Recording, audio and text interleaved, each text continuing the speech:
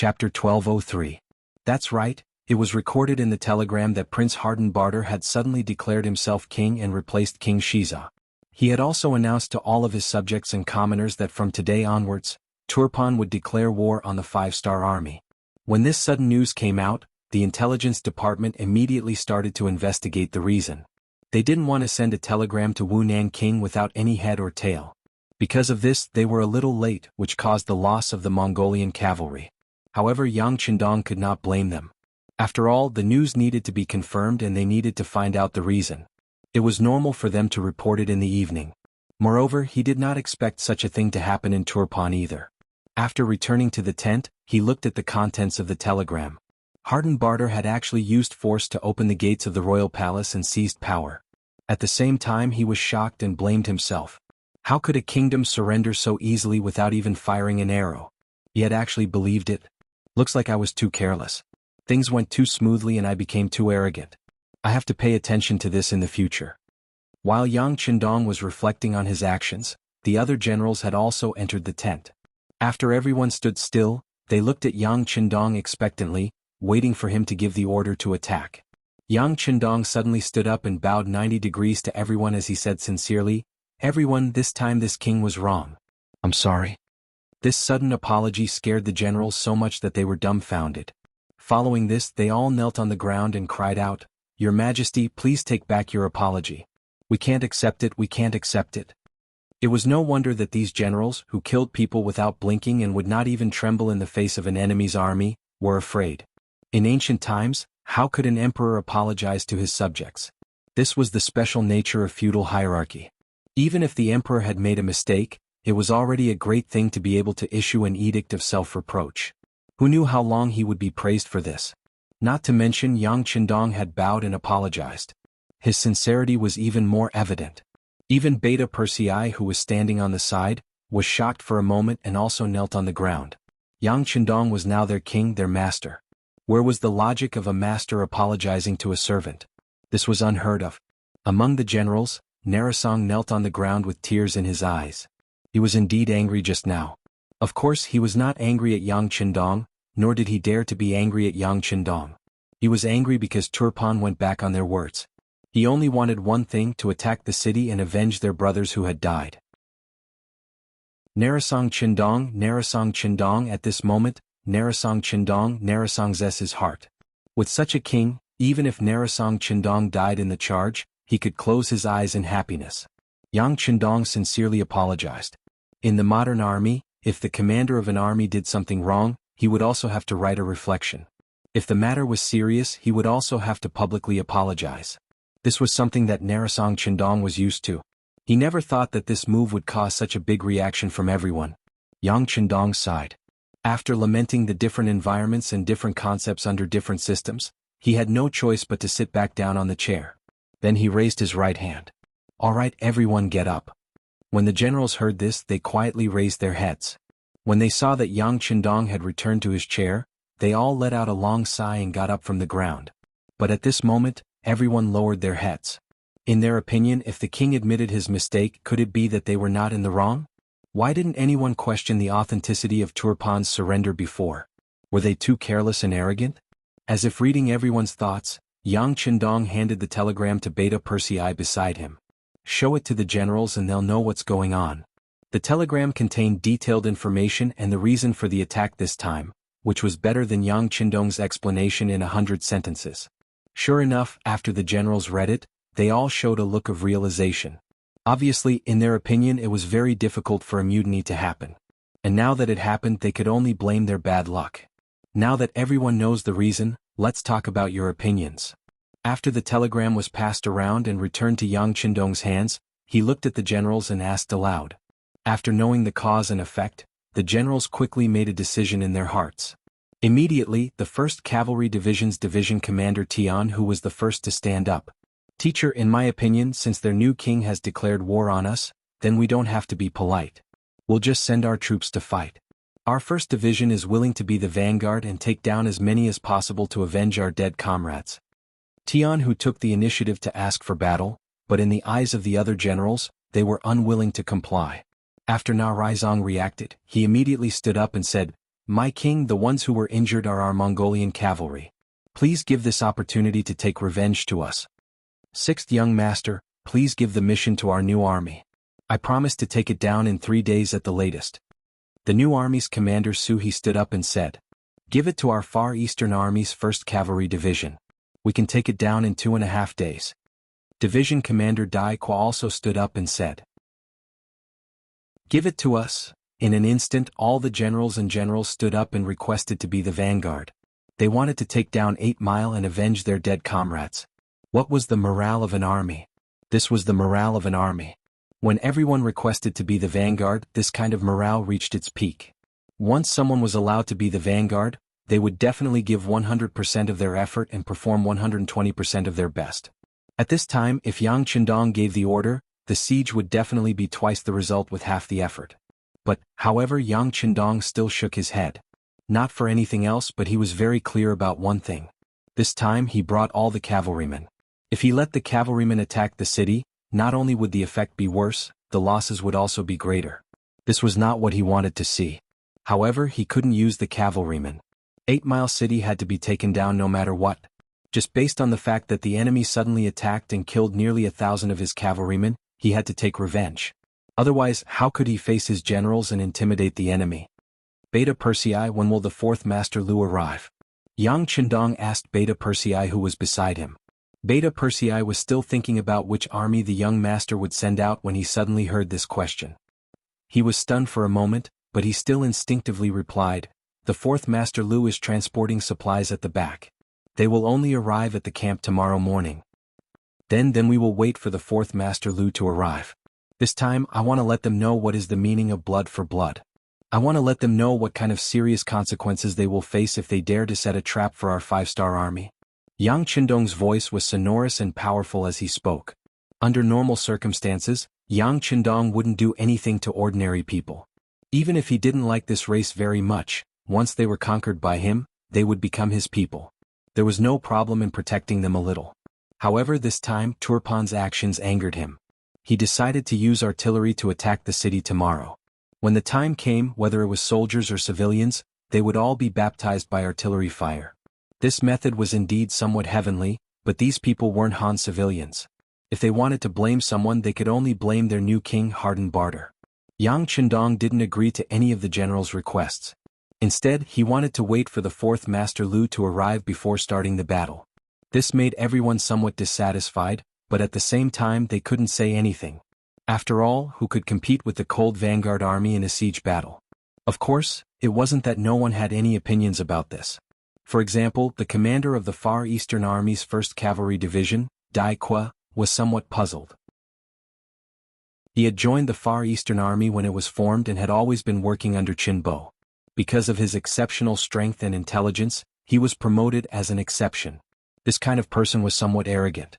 In addition, he didn't know much about the 5-star army, especially the cold vanguard army, which was why he was dissatisfied. However, seeing that no one objected, he thought to himself, Alright, then let's see how this 4th Master Lu performs tomorrow.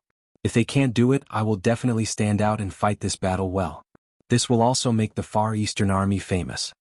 Yang Chendong didn't know what Dai Kwa was thinking. Even if he knew, he wouldn't care too much. He had absolute confidence in the 4th Master Lu. Don't lose 8 Mile City. After a wave of arrows killed nearly 1,000 enemies, the 5-star army retreated. Shirigan's expression didn't relax. Instead, he became even more nervous. He ordered the soldiers to go up the city walls and prepare kerosene, pillows, and boulders. He was waiting for the 5-star army to attack the city. He only had 20,000 soldiers, so he didn't have much confidence. He only hoped that the new king, Harden Barter, would be able to bring his troops over as soon as possible. On the city walls, all of the Turpan soldiers were waiting. Many of them were so nervous that they were covered in cold sweat. However, in the 5-star army's camp 5 miles away, it was a relaxed scene. The cooks were cooking. Smoke curled up into the air, and the aroma of the meat filled the eyes of many soldiers with satisfaction. Just now, the higher-ups had sent down an order for everyone to rest for a day and prepare to attack tomorrow afternoon. At that time, it wouldn't be easy for everyone to eat in such a relaxed and defenseless place. This was the calm before the storm. Many of the soldiers took this time to rest and prepare themselves for the next battle in their best condition. The 5 astral army suddenly stopped attacking. This was out of Rising Sun Gon's expectations. Even when night fell, there was still no movement from the other side. Finally, he could not help but write a letter and send it back to Tulyafan City to deliver to the new king. Chapter 1204. By the time he received the letter, it was already noon of the second day. It took 2 fast horses to deliver the letter. Harden Barter, who was wearing the king's robes, nervously opened the letter. What he was most worried about was the 5-star army attacking the city. Dai Qin, who was standing beside him, also felt the same way about Harden Barter's worries. When he saw that the letter was opened and the new king was stunned, he couldn't help but feel even more nervous. He carefully asked, "Your Majesty, did something go wrong?" Harden Barter didn't reply to General Dai Qin's question. He was still stunned. When he was asked a second time, he finally handed the letter over. "General, look at it yourself." Dai Qin took the letter with a trace of nervousness. After carefully reading it, he couldn't help but laugh. Good news, good news. King, the 5-star army didn't dare to attack the city after suffering a loss. From this, we can see that they aren't as strong as the rumors say. As long as we can defend the city and wait for our reinforcements to arrive, we can definitely keep them out of the city. This way our country will be safe. At that time, when the other countries come to help, it will be time for us to fight back with all our strength. Dai Qin's idea was indeed correct.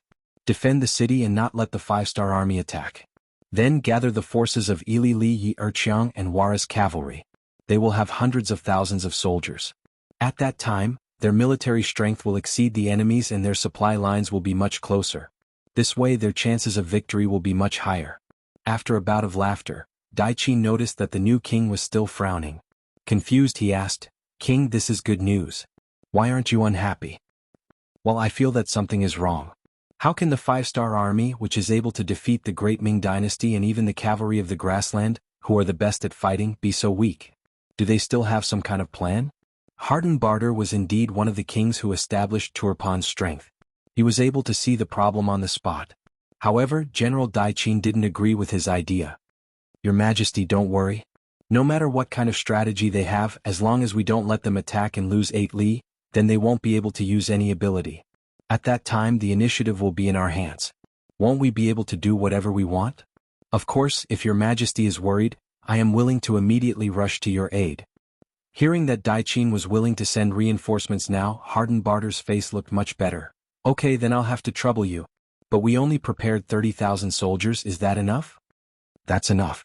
30,000 plus the 20,000 defending the city. That's a total of 50,000 soldiers. That's enough to last for 10 days to half a month or even longer. At that time, the reinforcements from other countries will arrive as well. There won't be a problem," Dai Qin said confidently. These words gave Harden Barter a lot of confidence. He nodded happily and said, "All right, then this king will give you the tiger seal. General, don't worry, this king will immediately urge the other countries to send reinforcements." "Your Majesty, I will go and prepare now. We will be able to lead the troops out in the afternoon," Dai Qin said excitedly. However, he didn't know what kind of opponent he was about to face. What he didn't know even more was that right now, 8 Li was about to face hell on earth. Yesterday, Yang Qindong gave the order that when the 4th Division arrived, they would immediately attack. When the order was given out, Ling Daqiang, who was escorting the supplies at the back, felt like grass had grown in his heart. He couldn't wait to get to 8 Li's city walls. "Come, call the regimental commanders for a meeting." Ling Daqiang, who couldn't suppress the excitement in his heart, finally couldn't hold it in anymore and called for the 4 regimental commanders. Very quickly, the 1st Regiment Commander Gao Xiang, the 2nd Regiment Commander He Wen, the 3rd Regiment Commander Lu Zheng, and the 4th Regiment Commander Yi Xingfeng hurriedly arrived in front of Ling Daqiang. Then, the 4 of them looked at the commander with inquiring eyes. They didn't understand why he called for everyone to gather when they would be able to reach 8 Li's city walls tomorrow. Ling Daqiang didn't immediately speak. Instead, he looked at the 4 regimental commanders. Seeing that they didn't know what was going on, he couldn't help but laugh. "All right, there's no need to guess anymore. I'll tell you now. This is a good thing." As he spoke, Ling Daqiang took out the telegram he just received. The 4 regimental commanders quickly passed it around and read it clearly. Then the eyes of the 4 regimental commanders all lit up. The 1st Regiment Commander Gao Xiang said without hesitation, "Our 1st Regiment is the main force. This time, it will definitely be our 1st Regiment's turn to shine." Hey, you can't be like this. Every good thing goes to the 1st Regiment first. Our 2nd Regiment isn't satisfied. The 2nd Regiment commander He-Wen immediately expressed his opposition. Then the other 2 regimental commanders also expressed their opposition. In the end, the task still fell to Ling Daqiang.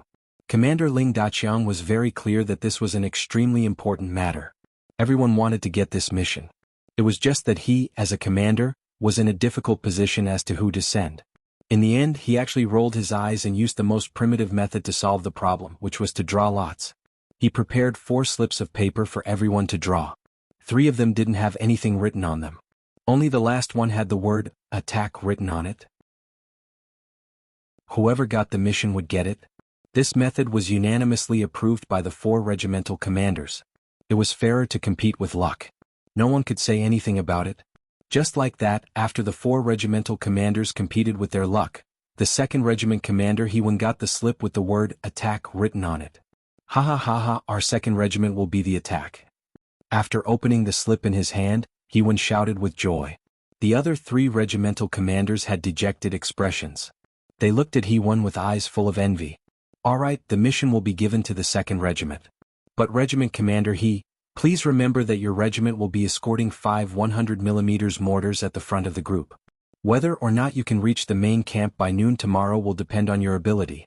If you can't reach on time, the other regimental commanders will be drawing lots. You won't have anything to do.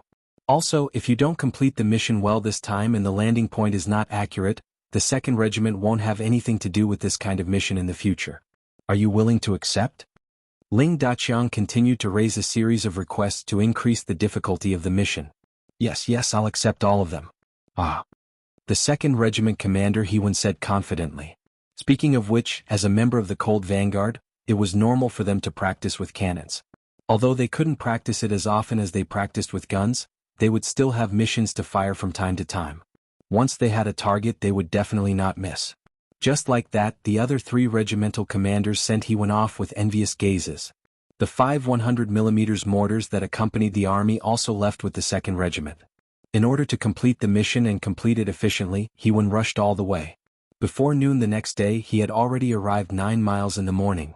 He even took the time to let the soldiers rest for 2 hours and eat some food. Then he placed the 5 mortars 300 meters in front of 8 Mile City.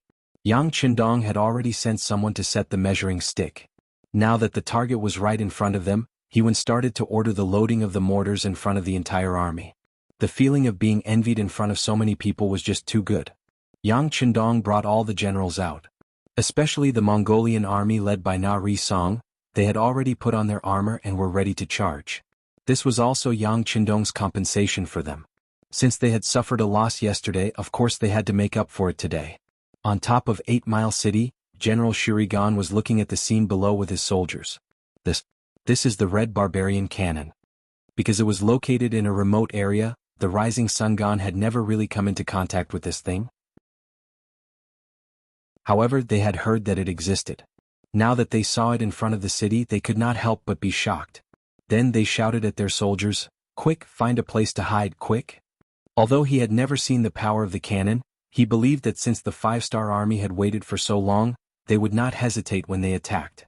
Under Shurigan's shouts, the soldiers of Turkmenistan quickly found a place to hide. However, because they did not have enough knowledge, most of the soldiers only hid under the battlements. In his opinion, with the city walls as a defense, it was already safe enough. Regarding the reaction of the people on top of the city, Commander He-Wen acted as if he did not hear anything. At this moment he was still meticulously completing his actions. He ordered his men to adjust the measuring stick and make the necessary preparations. The cannon was being prepared in an orderly manner. Commander He-Wen acted as if he did not hear the reaction of the Turkmenistan soldiers below the city gates. This was because he knew that once the cannons were fired, it would be difficult to say where he would be safe. Therefore, whether he hid or not, or where he hid, would be the same. The 5-star army was waiting in formation, especially the Mongolian cavalry led by Na Ri-song. Although Yang Qindong had said that they could only attack after half an hour of bombardment, he was still fully prepared. The sun hung high in the sky and from time to time a cold wind would blow, but at this moment, many people no longer felt anything. Everyone's attention was focused on the 5 pitch-black iron blocks at the front. They were waiting to see how powerful they would be next. Among the cavalry, It was not that no one had seen the power of cannons before.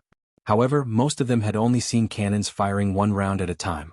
Not many of them had seen 5 cannons firing at the same time. The result was not something they could imagine. Everything that was about to happen next made them not even want to blink. They were afraid that they would miss something.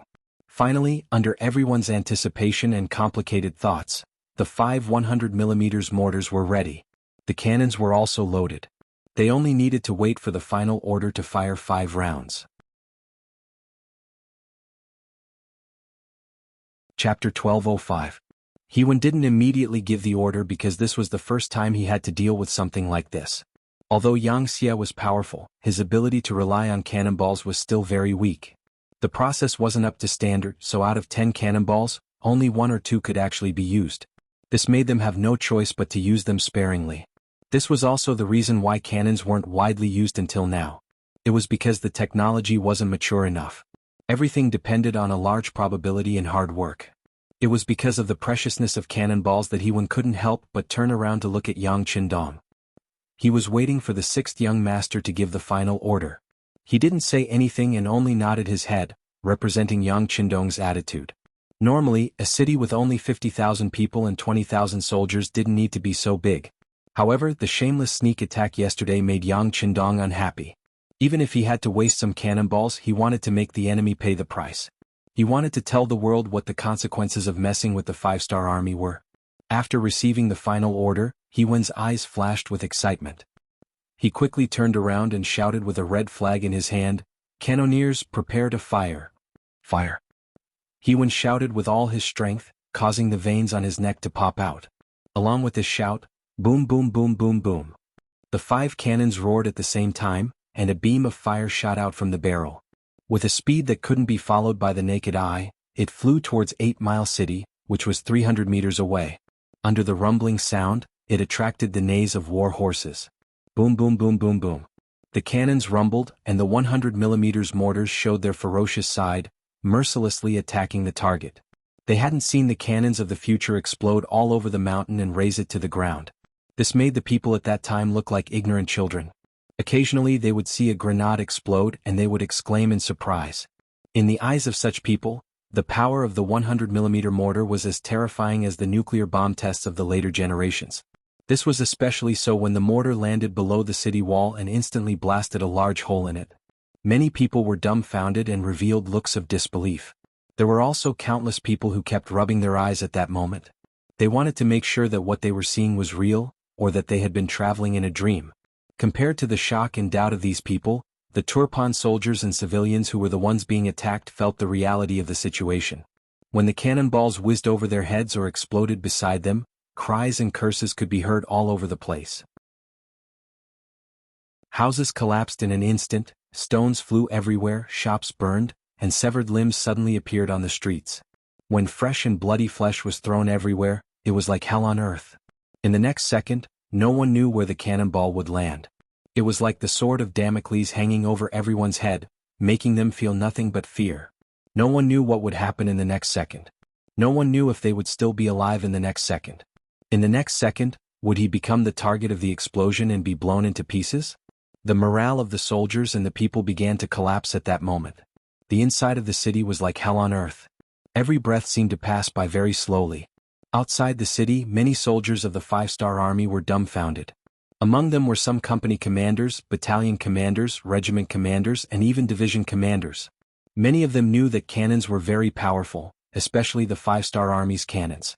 They had tried their best to overestimate the power of the cannons, but they could not help but be amazed. The reality was more spectacular and powerful than they had imagined. It could only be said that their imagination still needed to be improved and increased. Because of that, many people were secretly sizing up Hewen's 2nd Regiment, who was still firing the cannons. Many people were also amazed by Bugnam of Gojoseon's strength and power. This was because he was the one who had invented and created these things under his guidance. Fire. Hewen was still waving the little red flag. At that moment he had entered a half-crazy state. Every time he fired a cannon, his face would turn red. He was immersed in this moment. Enough. Yang Qindong looked at the watch on his wrist. He looked at Beta Persei next to him and said softly. This voice also awakened Beta Persei, who was also in shock. Although he was Yang Qindong's guard, It was rare to see a scene like this. Yes. Beta Persei responded and quickly rode to He Wen's side. He said loudly, "Young master's order is to stop firing. Stop loading cannons." He Wen quickly reacted and shouted. Then he had a distressed look on his face. Looking at the empty cannonball boxes, he wanted to cry but had no tears. This time they had fired more than 10 cannonballs than planned. These were the treasures of the 4th Division. He really didn't know how the division commander would deal with him if he saw them. The rumbling of the cannonballs finally stopped. Narasatsu, who was half a beat slower, finally reacted. When he looked around, he found that the city gate that was 8 miles away had already flown away. There was not even a shadow of the enemy in sight. He could not help but laugh and then shouted, "Mongolian cavalry, listen to my order. Follow me and kill." After the word "kill" was spoken, the scimitar was unsheathed. Then the sound of horse hooves shook the sky. Take advantage of the situation. The Mongolian cavalry's complicated situation had arrived. No one would have thought that just yesterday the Mongolian cavaliers would be caught off guard and killed by the Mongolian cavaliers. It had only been a day and their chance for revenge had presented itself. Facing an opponent who also had no ability to resist, they began a massacre that was unique to them. They had long been ordered to attack without mercy. This time, the Mongolian cavalry only faced 20,000 Turpan soldiers who were defending the city. There were also civilians who wanted to resist with sticks and even pots and pans. In short, there was no right or wrong in war because everything was wrong. Enemies were not absolute either. Those who had weapons were enemies.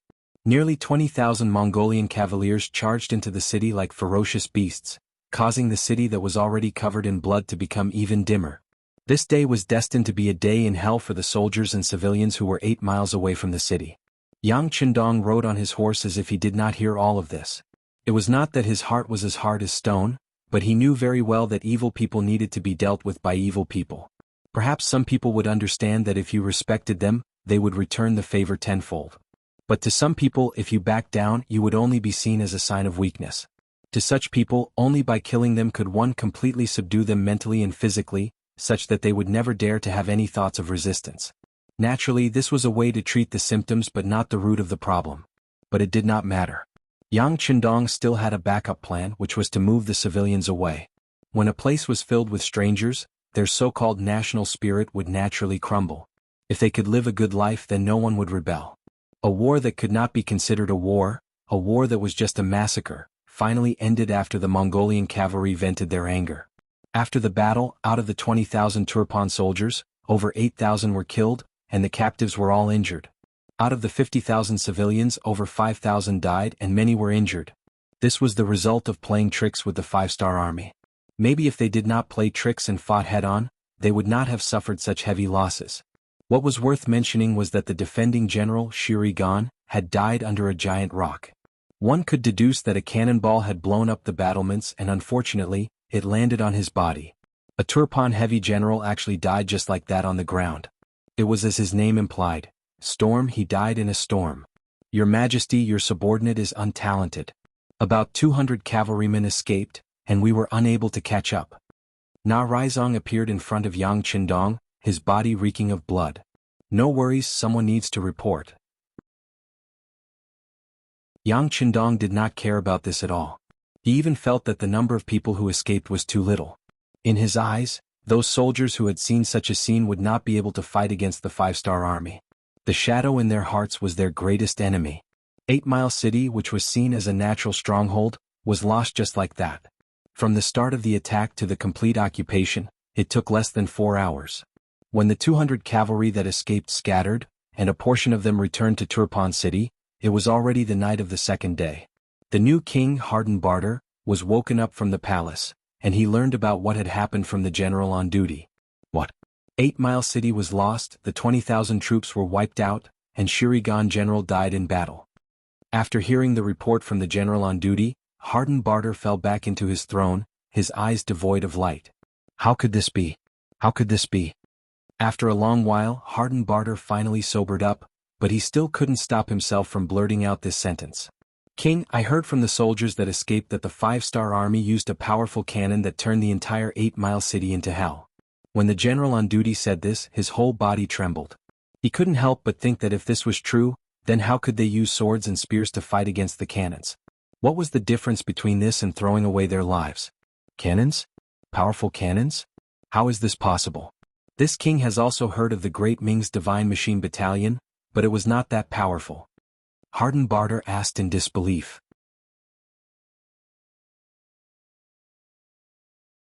Chapter 1206. But the soldiers who escaped all said so. My king, how should we deal with these people? The general on duty asked carefully. Because he was a general, he knew that if this matter was spread out, it would affect the morale of the army. He was afraid that no one would dare to fight against the 5-star army. How should we deal with them? Lock them all up. If anyone dares to say anything, behead them on the spot. Hardened Barter was indeed an ambitious person. He quickly thought of the crux of the matter and revealed a ferocious look to the general on duty. Understood, my king. The general on duty nodded and went out to handle the matter. In fact, he wanted to say that it wasn't just these people who escaped. There were also some soldiers who ran away who didn't know where. He was afraid that the news couldn't be hidden. However, he didn't dare to say anything because he was afraid of Hardened Barter's gaze. He was afraid that his king would let him handle this matter. Wouldn't that be asking for trouble? The general on duty was right. At this time, the news couldn't be hidden anymore. This was because the soldiers who escaped were already terrified. When they escaped, some of them randomly chose a direction and ended up in different cities. This news spread along with these people. However, this wasn't the most depressing thing. What really made the Turpan kingdom unable to bear was General Daiqin, who had already led 30,000 troops to battle. While he was on his way to the city of Bali with 5,000 cavalry and 25,000 infantry, they met with the new army of the Third Army, which was marching towards Turpan. When the scouts from both sides met, there was naturally a bloody battle. Then the news spread back to each side. Suhi was leading the new army of 20,000 people on the road when he suddenly heard the scouts say that there was a foreign race army ahead. There were about 30,000 of them and most of them were infantry. This news made Suhi's body shake and he was very excited. Since leaving the Liaodong region, Suhi and the new army had been hurrying along. They didn't even fight a decent battle. Even when they were outside the beginning city, they were merely chasing after the enemy. This made him feel stifled. Yang Qindong trusted him so much that he brought him wherever he went, but his contribution was too small. Just as he was vexed and thinking about how to achieve great things in Turpan, the opportunity finally came. Inform all divisions to launch a fierce attack in company units. The two armies had suddenly met, and there was no time to prepare a battle plan. However, Suhi trusted his officers. He believed that they would not fail their mission and inflict heavy losses on the enemy. Although such an encounter came very suddenly, the new three armies had already undergone the corresponding training. At this moment, it was the time for them to display their subjective initiative. What mattered was which officer reacted faster, and the rewards would naturally be greater. He had been by Yang Qindong's side for many years and had fought with his opponents for a long time. He had seen all kinds of situations and had made all kinds of preparations. None of this was a problem. The new army had such confidence. But in comparison, Daiqin didn't have such ability. This didn't mean that Daiqin's commanding ability wasn't good, but that the reaction of his soldiers was much worse. When the scouts at the front sent news that they suddenly met the 5-star army 10 miles ahead, Daiqin's first reaction was that it was impossible. It could be said that he was unlucky. Because he was traveling on the official road, he didn't encounter a single deserter who was scared out of their wits. Naturally, he didn't believe that there would be a large number of 5-star army in the hinterland of Turpan. 8 Mile City was guarded by the Rising Sun Gon and 20,000 elites, so it couldn't be broken through so easily. It must be a small group of the 5-star army that charged in from who knows where. This was Daiqin's first reaction. But out of caution, he ordered the army to stop moving forward. He would personally bring 5,000 cavalry to see what was going on. In Daiqin's mind, the 5-star army wouldn't have too many people. With him leading 5,000 cavalry, it would be enough. Even if they really encountered a large number of enemy troops, he would still have the chance to retreat and form a defensive line. At that time, as long as he could hold the enemy here and then ask for reinforcements from the king, he could even launch a pincer attack with the Rising Sun Gon general. This would deal a heavy blow to the 5-star army and make a great contribution. To be able to think of such a plan in such a short time, Daiqin could be considered a qualified general. But he neglected two important points. First, the so-called pincer attack only had one side left. This meant that this plan wouldn't work. Second, not only were his opponents strong, his 30,000 troops couldn't compare to them. It had been more than 10 years and the Turpan kingdom had not had any wars with the outside world. Their army had been living too comfortably. Although the training had been carried out before, when they encountered one of the elites under Yang Qindong's command, the new Third Army, it was naturally not enough. Not many people could predict the outcome of a battle before it even started, much less when General Daiqin was still so confident. He brought 5,000 cavalry and charged out first. They were ferocious like a dragon coming out of the sea. Under the envious gazes of the 20,000 infantry, the 5,000 cavalry charged out. Half of the 30,000 Turpan soldiers were new soldiers that joined in recent years. A complete conscription system was one of the most important military reforms in Turpan. In history, it was because they were one step ahead of other countries that the strength of their army was maintained at a very high level. The soldiers were old and needed to be replaced, or they were injured and were not suitable for prolonged battles. Furthermore, the country valued the soldiers and the corresponding policies improved, so the status of soldiers in the Turpan kingdom was not low. Because of this, many young people were attracted to join the army. More than half of the soldiers were young people who yearned for glory. It was said that a soldier who didn't want to be a general wasn't a good soldier. These people came because of this. The way to fulfill this wish was to enter the battlefield and kill the enemy. This was an advanced method of replacing soldiers. Even now, Yang Qindong didn't dare to try it. This was all because his goal was too big. He needed more experienced soldiers. If he eliminated all of them, he wouldn't have the time to train more new soldiers to fight and win. Turpan did it. One had to admit that they were very bold. However, this also had a fatal flaw. A soldier who had never seen blood would forever be a new recruit. They would not be able to understand the cruelty of the battlefield, nor would they understand how important it was to maintain a balanced mentality in this life-and-death situation. And now it was time for the 5-star army to teach them a lesson. When the 5,000 cavalrymen walked past the new recruits with envy, they suddenly retreated. Just like when they left, the 5,000 cavalry were still 5,000 cavalry. But the difference was that they didn't have the high spirits from before. Instead, they were in a sorry state. If one had to use an idiom to describe it, it would be that they were like birds startled by the twang of a bow. Among them, the one who ran the fastest was the role model of many of the new soldiers, General Daiqin. Daiqin was originally full of confidence, but not long after he charged out, he saw the 5-star army cavalry covering the sky and earth. Especially when the enemy used companies as a unit, and each company had a bright 5-star flag. At that moment, it was as if the entire sky was dyed red. Daiqin's pride instantly disappeared, and what replaced it was fear, and finally he turned around and left.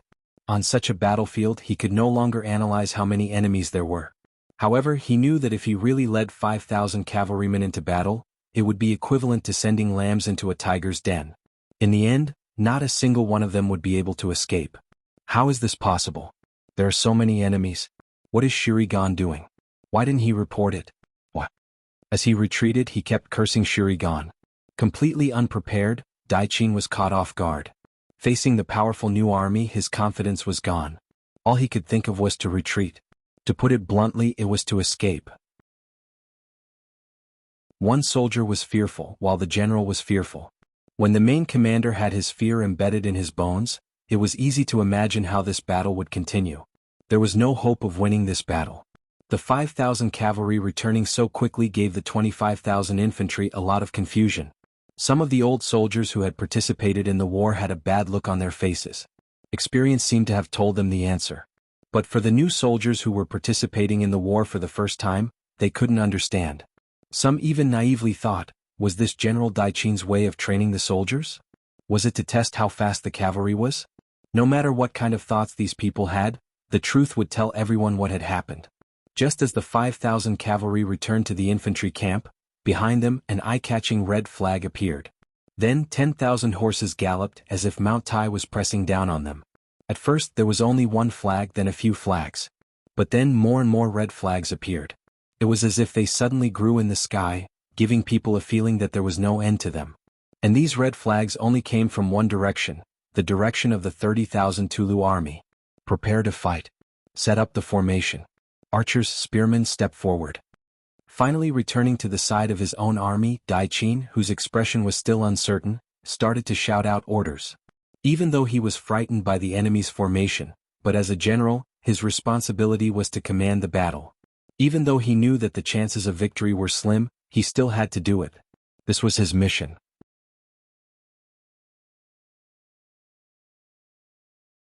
Chapter 1207. Daiqin was already standing at the position he was supposed to be standing at, and the order had already been read out by him. If it was during training with his shout, the soldiers below would definitely obey in unison. The archers and pikemen would definitely have rushed to the front, and behind them the piaolins and short-bladed soldiers would have started to raise stakes and set up tripping ropes and other things. It could be said that the Turkopan kingdom had put in a lot of effort in training to deal with cavalry.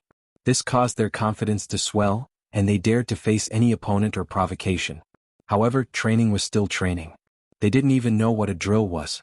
When they were actually on the battlefield, these things suddenly became so useless. When they saw the enemy cavalry approaching from all directions, when they felt the earth tremble at this moment, when they felt the breeze that blew against their faces, when they felt a wave of austere air, when they felt a wave of murderous intent, the minds of the recruits were completely blank. At this moment they couldn't remember what military order, what training program, and even where they were supposed to stand. Everyone could only stare blankly in front of them. The enemy is here, what are you waiting for? Cavalry, release the arrows. Daiqin noticed this scene and felt a chill in his heart. They had never been to a war before, but when the real war came they were afraid of the enemy. Seeing that the 5-star army was getting closer and closer, they didn't have much time left. Daiqin roared and gave the order to the cavalry beside him to shoot. He wanted to use blood to tell these recruits that they were on the battlefield and not training. If they didn't pay attention, then the only thing that awaited them was death. The 5,000 cavalry made up of all veterans looked much better than the recruits. When they heard General Daiqin's order, although they couldn't bear it, they were after all their comrades, their countrymen. However, military orders were like mountains, and they couldn't afford to hesitate or slack off. Arrows were nocked and arrows were prepared. Whoosh whoosh whoosh.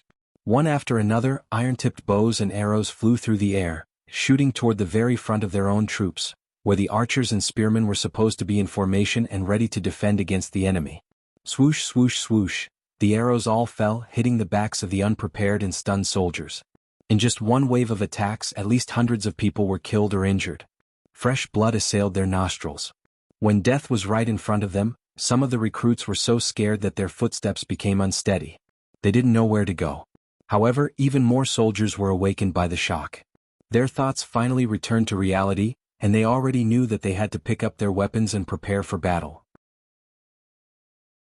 Being forced to do so was also a very correct way to deal with it. Instead of seeing blood, one would be afraid of blood. The moment one saw blood, it was easier to arouse the heroic spirit and fighting spirit in one's heart. One had to admit that Daiqin had made the right bet. At the very least, under his orders, at the cost of losing several hundred people, the enthusiasm of the vanguard army was aroused. They finally knew their duty and what they should do next to avoid more deaths and more bloodshed. 3 miles away, the vanguard of the 5-star army had already entered. The new 3 armies formed by the elites of the various Mongolian races were coming over with an imposing aura. They spurred their horses forward, and as they charged, they held their bows in their hands. Shining arrows were pulled out from their quivers, and they were prepared to shoot from afar. For an army that had just come back from the battlefield of Nation and had made many contributions, they knew how to perform on the battlefield in order to kill the enemy as much as possible and protect themselves as best as possible. Some tactical actions were like blood was thicker than water, and they had become a habit. Just like right now, they were bending over their horses, minimizing their own targets to ensure that when the enemy's arrows came, the possibility of hitting them would be minimized. The moment they looked ahead with bright eyes, they were like a pack of wolves on the grassland, locking onto their prey. This instinct, along with the countless brushes with death, made many of them instinctively feel the threat of death. What kind of enemy could pose a threat to them and what kind of arrows could hit their positions? When they looked over, they already had a general understanding in their hearts. Therefore, when they saw the performance of the Turpan soldiers, the threat they felt wasn't strong and could even be said to be weak. The enemy's strength isn't strong and their morale is low. Take this chance, charge. A company commander at the front, after making a judgment based on his intuition, gave the order to his 100 soldiers. There were many other company commanders like this. Most of them crawled out from piles of corpses. Maybe they couldn't read much and couldn't speak much, but one had to admit that they had a lot of experience in commanding on the battlefield. A tiger leading a pack of wolves to fight a wolf leading a pack of sheep, this result seemed to have been decided a long time ago. There was a saying in the world about the food chain. What you eat is predetermined a long time ago. Even if there were some miracles, it didn't mean that this principle would be easily changed. Just like now, the 30,000 Turpan soldiers led by Daiqin couldn't create any miracles. Release the arrows. When the distance between the two sides was less than 200 meters, General Daiqin on the horse let out an angry roar. Technically, they weren't completely within the range of the arrows, but Daiqin still gave the order. He was afraid that if the distance was too close, the archers would show their cowardly side again. After the order was given, the 5,000 archers didn't hesitate to release the arrows in their hands. The results of their training finally showed. At least after the order was given, they could execute it. This was already not an easy thing to do. As for the reaction of the soldiers, if General Daiqin had to give it a score, he would give it at least 70 points. 5,000 arrows were shot from afar, towards the 5-star army's vanguard cavalry. Under the rain of arrows, there seemed to be no place that was safe. Facing the attack of the arrows, the new army's cavalry showed their rich battle experience. Just like in modern warfare, there were veterans who could accurately predict where the bullets would land and where the cannonballs would land. Many of the cavalry soldiers made all kinds of dodging actions. Some leaned their bodies to the side of their horses, some pulled their horses to the side, some waved their cavalry swords in front of them, and some jumped off their horses and rolled to the ground. No matter what kind of dodging action, it was all based on their position. If they could dodge, they would dodge. If they couldn't dodge, they would block. If they couldn't block, they would abandon their horses. The 5-star army's military rules had one requirement in this area. How to protect oneself to the greatest extent under the rain of arrows was the most important. As for whether the posture was the same, whether it looked good or not, no one paid attention to it. Under all kinds of dodging actions, the 5,000 arrows only caused a few hundred horses to be shot, and a few hundred soldiers to be injured or killed. Among them, the number of injured soldiers was far greater than the number of dead soldiers. This naturally had to do with the rich battle experience of the new army's cavalry, but at the same time, it also had to do with the fact that the Turpan army had fired their arrows too early. Most of the arrows weren't in range, so they didn't threaten the safety of the new army's cavalry. Reflect. After the first wave of arrows, the new army's cavalry began their counterattack. It was impolite not to reciprocate. Under the speed of the war horses, the distance of a few hundred meters was covered in a flash. Right now, the distance between the two sides was less than 100 meters, which was the optimal range for the arrows. The new army's cavalry began their counterattack. Unlike the blind arrows of the Turfan archers, the arrows of the 5-star army cavalry were very methodical. Based on the positions they occupied, they would choose the opponents closest to them to ensure that each arrow would only target one person, and there would be no duplicates. As such, the vanguard consisted of 6,000 to 7,000 cavalrymen, and the damage dealt by the arrows was on a completely different level from the Turpan archers. When the first wave of arrows landed on the ground, over 1,000 Turpan archers were knocked down to the ground. And all of this was just the beginning. After the first wave of arrows, they didn't need to wait for the previous arrow to hit the enemy. This was an instinct of the 5-star army's cavalrymen. They weren't like the Turpan archers, who still needed to wait for the result after firing an arrow. Then they would nervously grab their quiver and reload the arrows. This created a situation where the speed of the arrows was completely different. Over 1,000 Turpan archers were knocked to the ground, which greatly disrupted the speed of their arrows. In addition, they were already nervous to begin with, so the speed at which they took out their arrows was much slower than before. As a result, when the second wave of arrows was released, both sides were actually at the same frequency. Whoosh whoosh whoosh, whoosh whoosh whoosh, the scene of arrows clashing appeared. Both sides released thousands of arrows at the same time, rushing towards the opposite side. As a result, some of the arrows actually collided with each other in midair, producing a series of crackling sounds of iron weapons colliding with each other. Then, another large group of Turpan archers were knocked to the ground. Previously, they didn't even have the advantage when they attacked first, let alone when they were shooting at the same time. In the eyes of many Turpan archers, they already had no target. All they could do was instinctively shoot. If they couldn't even see the target's position, how could they talk about accuracy? Archers, back off. Spearmen, get ready. General Daiqin's heart ached as he looked at this scene. The performance of his own archers was not as good as he expected. Coincidentally, the performance of the enemy's archers was so good. He knew that if they continued to shoot arrows, his losses would only be greater. Now he placed his bet on the second group of spearmen. He noticed that after a short period of confusion, these spearmen were gradually getting into the right state of mind.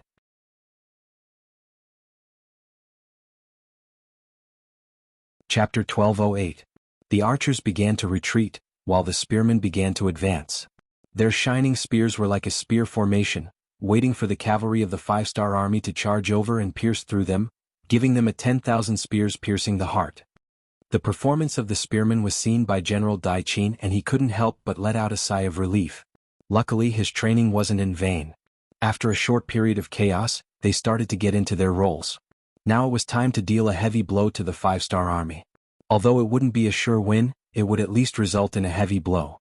Next would be the final battle between the two sides. The outcome of the battle would be 50-50. Dai Qin's expression started to return to normal. He wanted to see how the 5-star army would deal with his spear formation.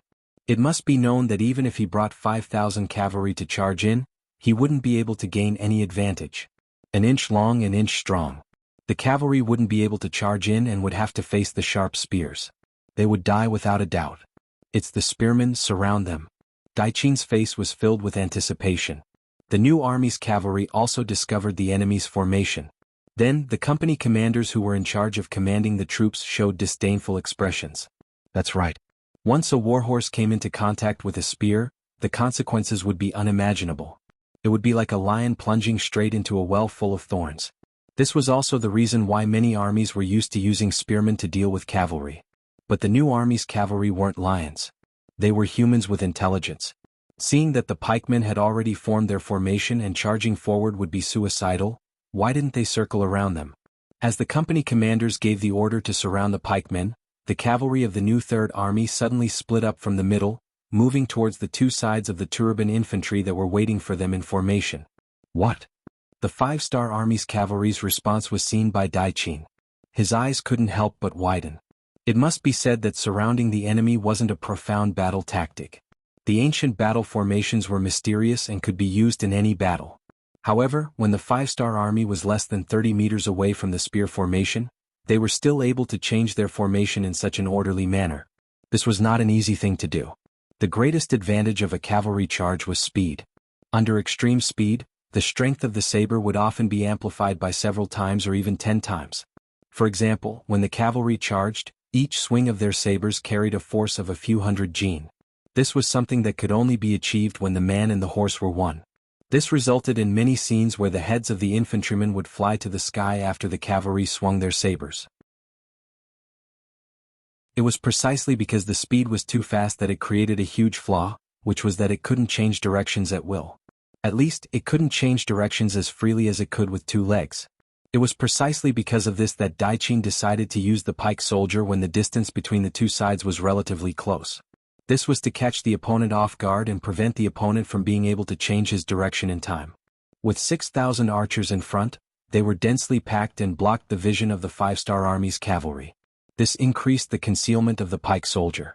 Suddenly using the pike soldier would increase the chances of dealing a fatal blow to the enemy.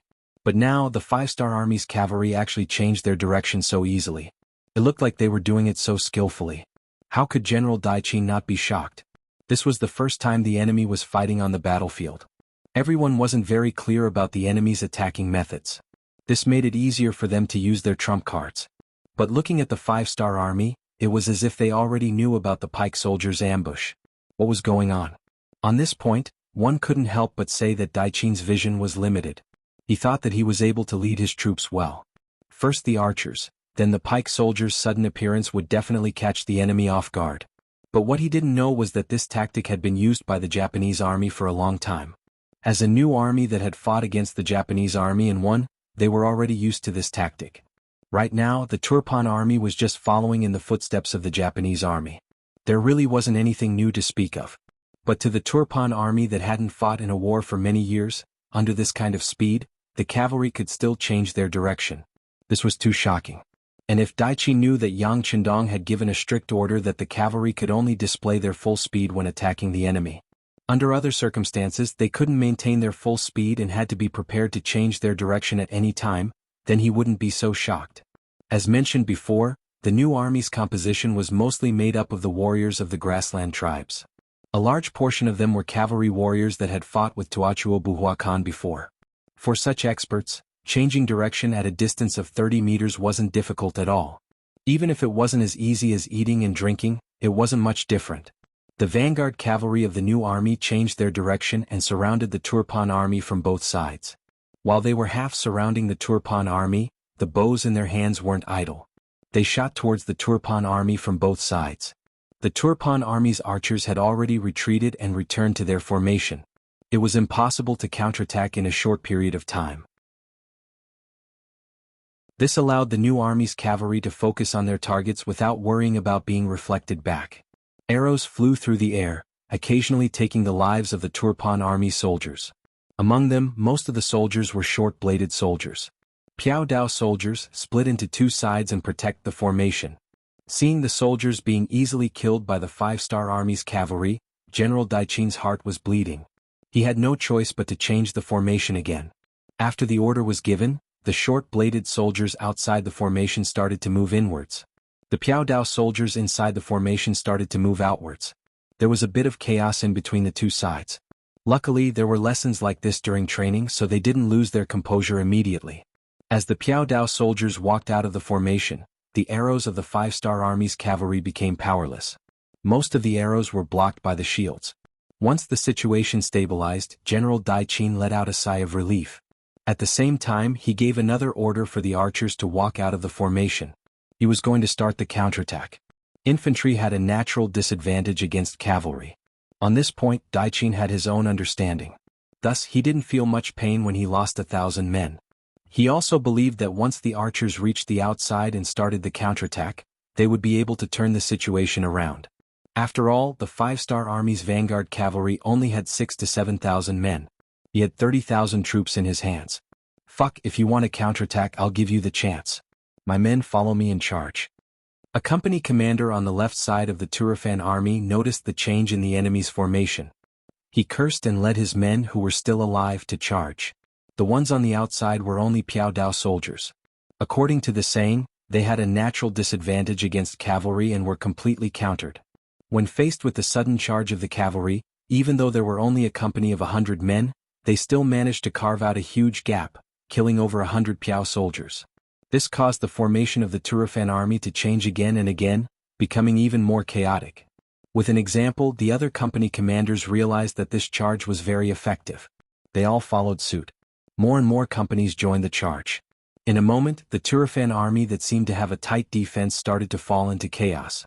What was worse was that before the battle, General Su He had said that the divisions, regiments, and battalions could attack on their own. This meant that all the initiative was handed over to the company commander of the first company. In this way, some companies launched a charge while some companies continued to launch long-range attacks with their bows and arrows. Such a completely uncoordinated attack made General Daiqin feel a sense of helplessness. If the Piao Dao soldiers retreated, they would face the arrows. If they didn't retreat, they would face the charge of the five-star army. No matter how he looked at it, it wouldn't solve the problem. In just this moment of hesitation, many of the five-star army cavalry had already charged into the Turfan army and started a crazy massacre. Some of the Piao Dao soldiers and archers became their main targets. This also made Daiqin's plan to counterattack fail. It was also at this moment that more and more of the new army cavalry came from afar. They were preparing to join the attack formation. Seeing that their advantage in numbers was about to disappear, General Daiqin sighed and quickly brought his 5,000 cavalry to leave the army and run towards the back. This move was very timely. Because if it was 15 minutes later, the new army cavalry would have surrounded them from both sides. At that time, even if Daiqin could charge out, he would have lost at least half of his 5,000 cavalry or even more. With General Daiqin's escape, the already chaotic formation instantly collapsed.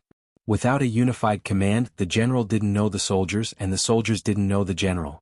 Adding on the appearance of the new army cavalry, it was like the last straw on the camel's back. In an instant, the infantry formation completely collapsed. The new army cavalry used this chance to charge into the formation, raising their sabers to kill while shouting the slogan of surrendering to avoid death. No one wanted to die, especially when they knew that they were losing. More and more Turfan soldiers knelt on the ground and threw down the weapons in their hands. The battle was over. Out of the 25,000 Turfan infantry, around 5,000 died or were injured. The remaining 20,000 all surrendered, not a single one escaped. The new army only paid the price of around 1,000 cavalry killed or injured. This great victory made Commander Su He overjoyed, and at the same time, he rewarded the company commander who was the first to launch the attack on the spot. At the same time, this victory was also reported to King Wu Nan Yang Qindong, who was coming from behind by telegram.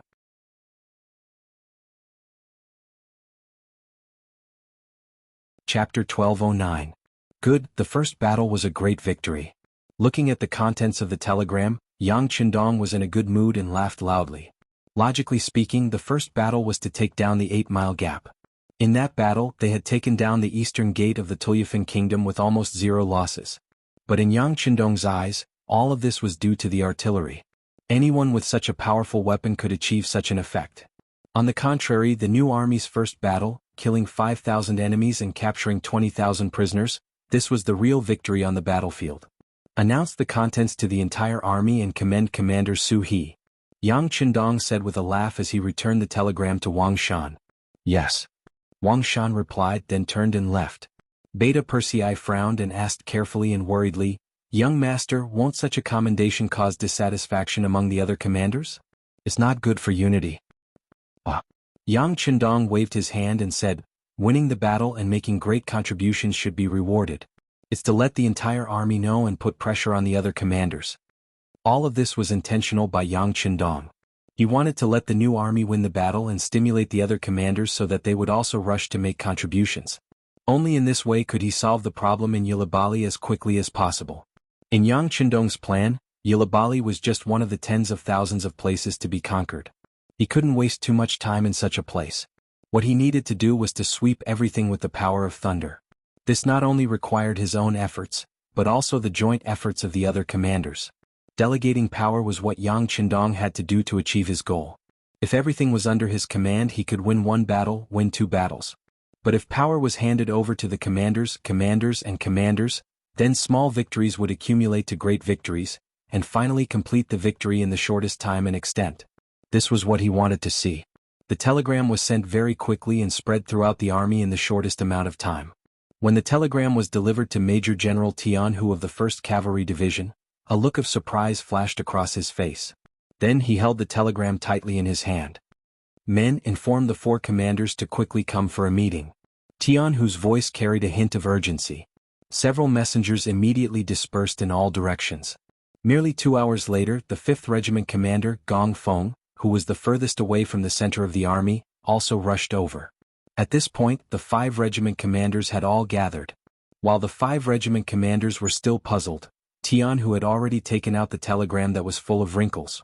After the 5 captains looked through them one by one, their expressions were extremely solemn. This time, the new army snatched the first prize, which was completely out of their expectations. According to Yang Qindong's military plan, the new army was going to attack the capital of Turpan. It was definitely going to be a tough nut to crack. Unless the 4th Division, who was in charge of logistics, arrived, who knew how much effort it would take to conquer it. But now, their luck was so good that they actually ran into the Turpan reinforcements and snatched a huge victory. This caused the 1st Cavalry Division, which originally wanted to take down Hobak Seri, near Kramer City, to fall behind by a step. By taking Hobak Seri, they had cut off the retreat of Ili to the north. This was very important. Yang Qindong didn't just want this huge piece of land. He wanted to eliminate all the opposing forces in this area and achieve complete peace. It was because of the importance of this mission that the 1st Cavalry Division was able to win over the strongest cavalry force. But now, Hobaks was still 100 li away, and the new army had already sent back news of victory. It was no wonder that everyone was unhappy. This is luck. The 3rd Regiment commander, Hu Boer's face was red as he stretched his neck. Isn't luck a reflection of strength? We only have 20,000 men, yet we managed to defeat 25,000 of the Turks. 20,000 of them were taken captive, and we only lost 1,000 of our own cavalry. How is this not a great victory? Tian Hu said in a low voice. Even though he had always been competing with Su He, and knew that Su He's new army had always wanted to surpass him as an opponent, he had to admit that Su He's new army had fought beautifully in this battle. Even in the eyes of the 1st Cavalry Division, this was the best they could do. After Tian Hu's reprimand, Hu Bo didn't say anything else. He was convinced by this battle result. The 4th Regiment commander, Bai Shuang, also had his head lowered. He could feel the tension in the tent. It wasn't a good thing for a general to be anxious before the battle had even begun. He decided to stand out.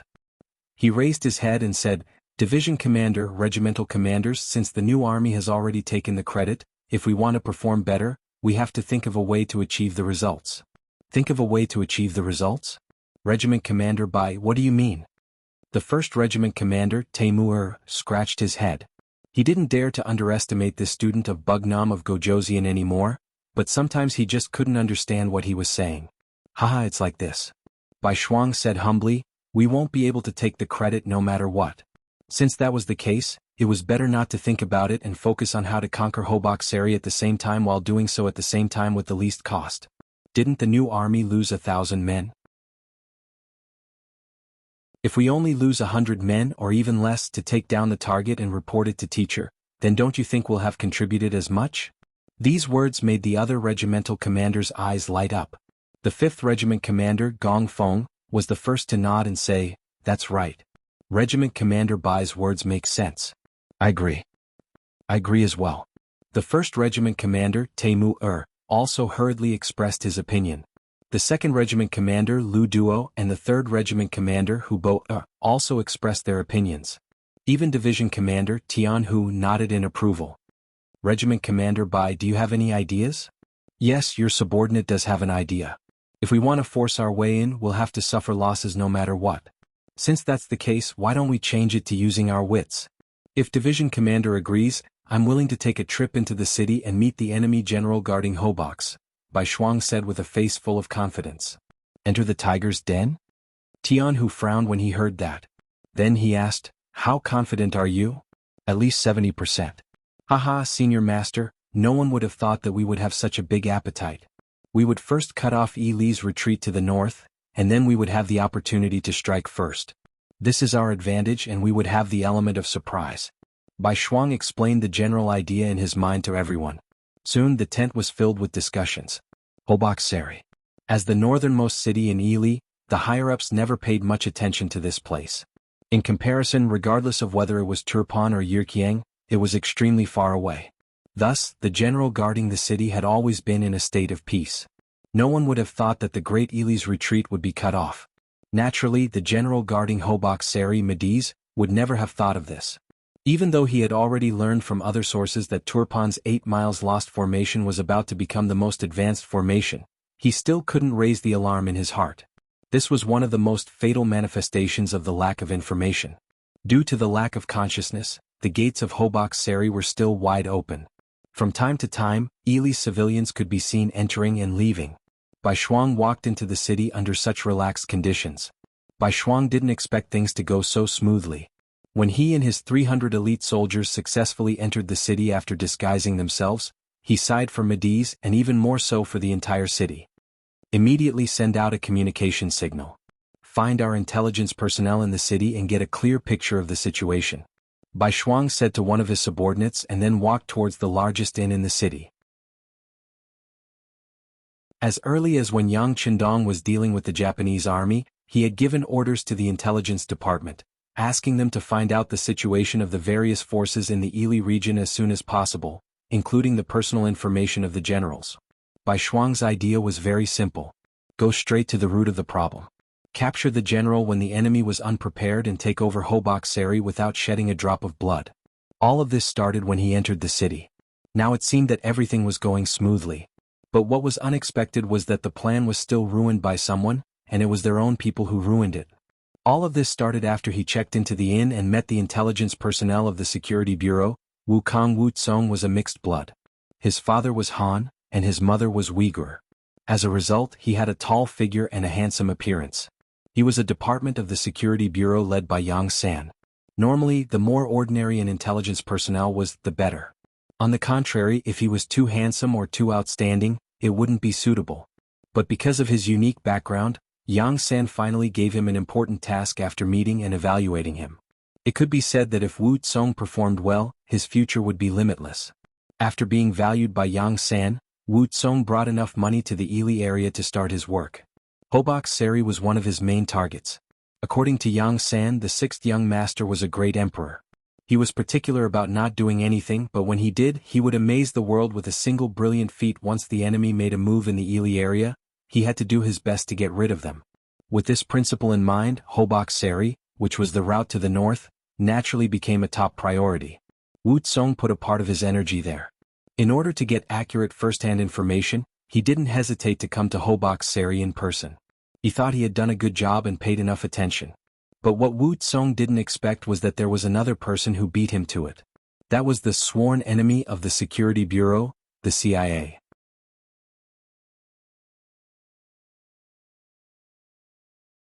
Chapter 12:10. They had been established relatively late, but with the backing of the 7th Madam, Su Manner, it meant that they had strong support and backing.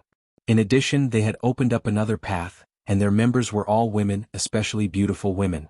This made their abilities and influence not weaker than the Security Bureau. Just like in Hobok Seli City, the people from the CIA had the same idea as Wu Song and made a move first.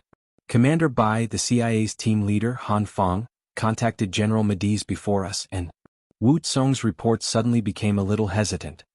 And what? Bai Shuang, who was listening seriously, looked at Wu Song in confusion. Although some things were not pleasant to hear since Bai Shuang asked, Wu Song could only tell him the truth. And team leader Han Fong has changed her name to Madanazer. She will be married to Mediz tonight. What? Bai Shuang, who was a little surprised, stood up involuntarily and digested the news. He had heard that the CIA would often sacrifice themselves or even give themselves to others in order to achieve their goals. However, in his opinion, it was just a show. After all, in this era, women cherished their bodies and reputation very much. However, he did not expect it to be true. Looking at Wu Song's embarrassed expression, it was obvious that the truth of the matter was not to be doubted. Bai Shuang, who was extremely surprised, took a while to calm himself down. Team leader Wu, tell me more about Han Fong. Yes. After Wu Song agreed, he explained the situation in detail. According to him, Han Fong was not a Han. Instead, she was an authentic Zybe. She was born in an ordinary family, but because of her beauty, she could sing and dance since she was young. In the age of war, it was always difficult for women to find a good home. Han Fong's family was also drifting and difficult to settle down. Later on, when the origin city was established, it attracted the attention of many people of other races. The peaceful living environment, rich material and cultural life there attracted many knowledgeable people, and Han Fong was one of them. Because of her beauty, when she just turned 18, she was engaged to a new deputy battalion officer in Shurching. Finally, her life was stable. However, the heavens were unpredictable. Her husband actually went to the battlefield and died in the battle with Ili Bali. She once again became a rootless duckweed. Fortunately, the 5-star army took good care of the families of martyrs, so she didn't have to sleep on the streets again. However, the quality of her life was also very different from before. It was at this time that an intelligence agent from the CIA took a fancy to her and recruited her into the organization.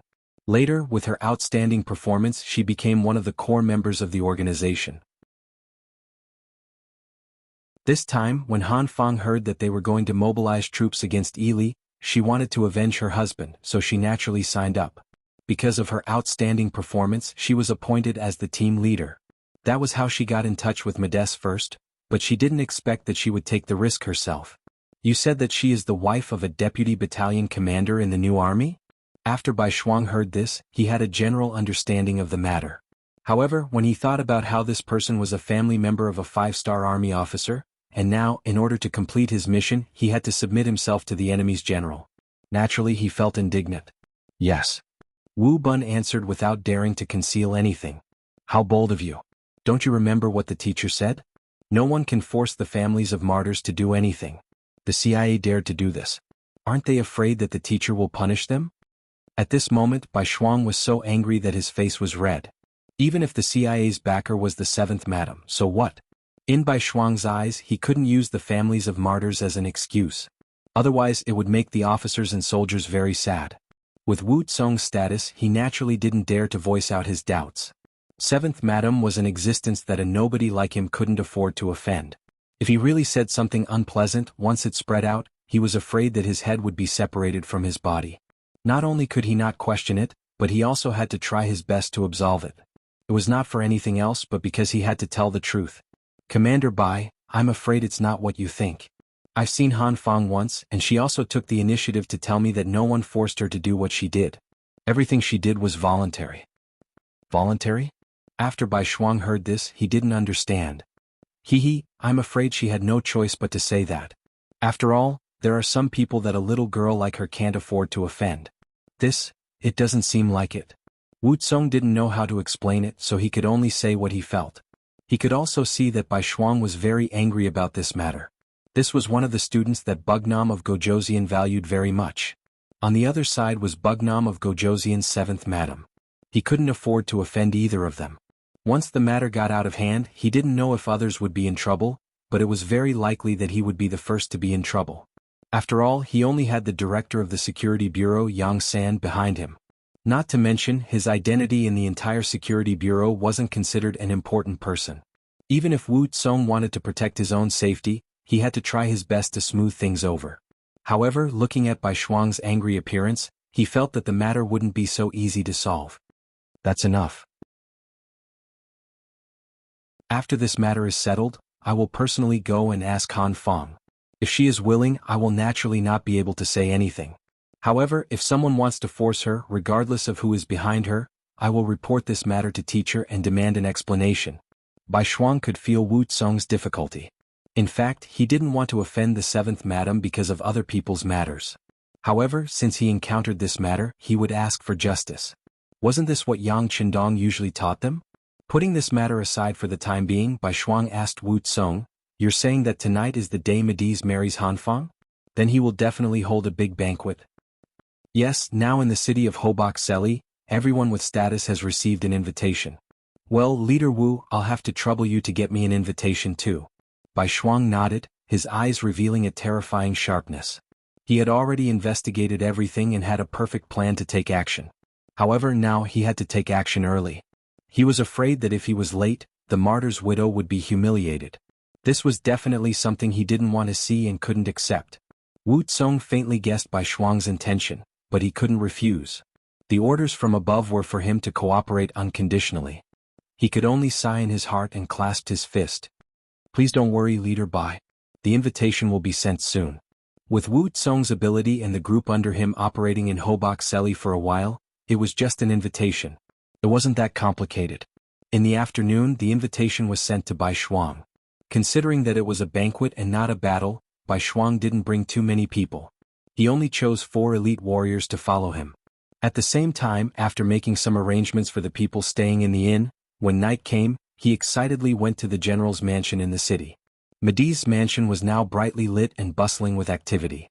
Mediz, who was already in his 40s, already had a main wife and 4 concubines. Normally, there was no need to make such a big fuss when he was marrying a concubine. Moreover, it just so happened that the 5-star army was attacking, so everything should be done in a low-key manner. However, Medina Nazar had requested for a grand celebration. She claimed that she was getting married, and this was the happiest time in a woman's life. Of course, it had to be grand. Moreover, wouldn't such a grand wedding be able to achieve the purpose of consolidating and stabilizing the hearts of the people in the city? Mediz was speechless when he heard that. He thought about it and agreed. Of course, this was also the reason why he was drooling over her beauty. He had been in Ely for a long time and had seen many women, but this was the first time he had seen someone as beautiful as Madanazar. If such a beauty had any request, as long as it was within his capabilities, he would naturally agree to it with a nod. Thus there was such a lively scene. There were people coming and going in the courtyard of the general's mansion. There were all kinds of people wearing luxurious clothes, chatting in groups of 3 to 5. Bai Shuang, who was dressed like a wealthy merchant, also wore a set of luxurious clothes that the concubine had gotten him as he walked in the courtyard. He had a smile on his face, showing his friendly and amiable side. However, if one were to observe him closely, they would notice that his eyes were always looking into the distance from time to time. That was because he was observing the structure of the houses here, thinking about the best place to strike if he were to make a move. The original plan was to first figure out the military layout in the city, then take control of Mediz. This was double insurance. However, because of the matter with Han Fong, he had to make a move in advance, so he had to be careful. There were more and more people in the courtyard. Roughly counting, there were no less than 300 people, and they were either rich or respectable people. If this was the case, it was likely that almost all the people with some status in the city had arrived. Bai Shuang walked alone in the courtyard, shuttling through the crowd. His eyes even looked at the courtyard to the side. That was where all the followers were staying. As if he was walking casually, Bai Shuang came to a place very close to this courtyard so that he could send out a signal and lure out 4 elite soldiers to help him.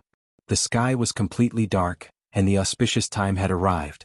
The originally noisy courtyard quickly quieted down. In the direction of the main hall, the 7-foot-tall Mediz finally appeared. Just from his appearance, this person had a tall and sturdy physique, and was also a fierce general. It was a pity that the beard on his face made him look too old. When the bride, Medinaza, appeared beside him with the help of her maidservant, the contrast between the two was even stronger.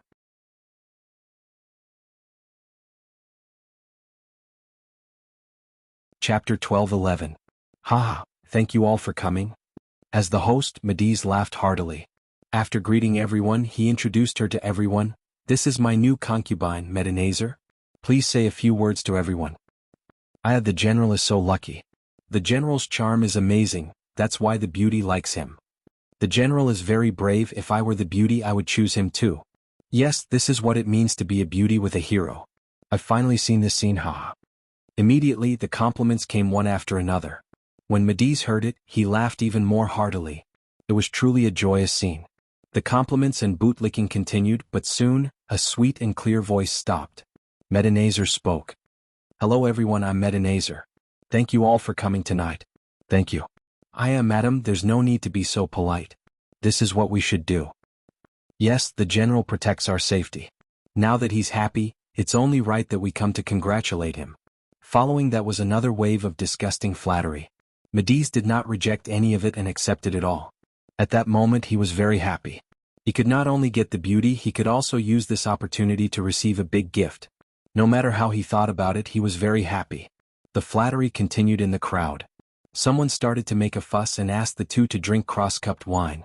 Cross-cupped wine had long been spread from the great Ming Dynasty. This was a new thing that Yang Qindong started, and it was quickly accepted by the crowd. Hearing this, Mediz naturally did not reject it.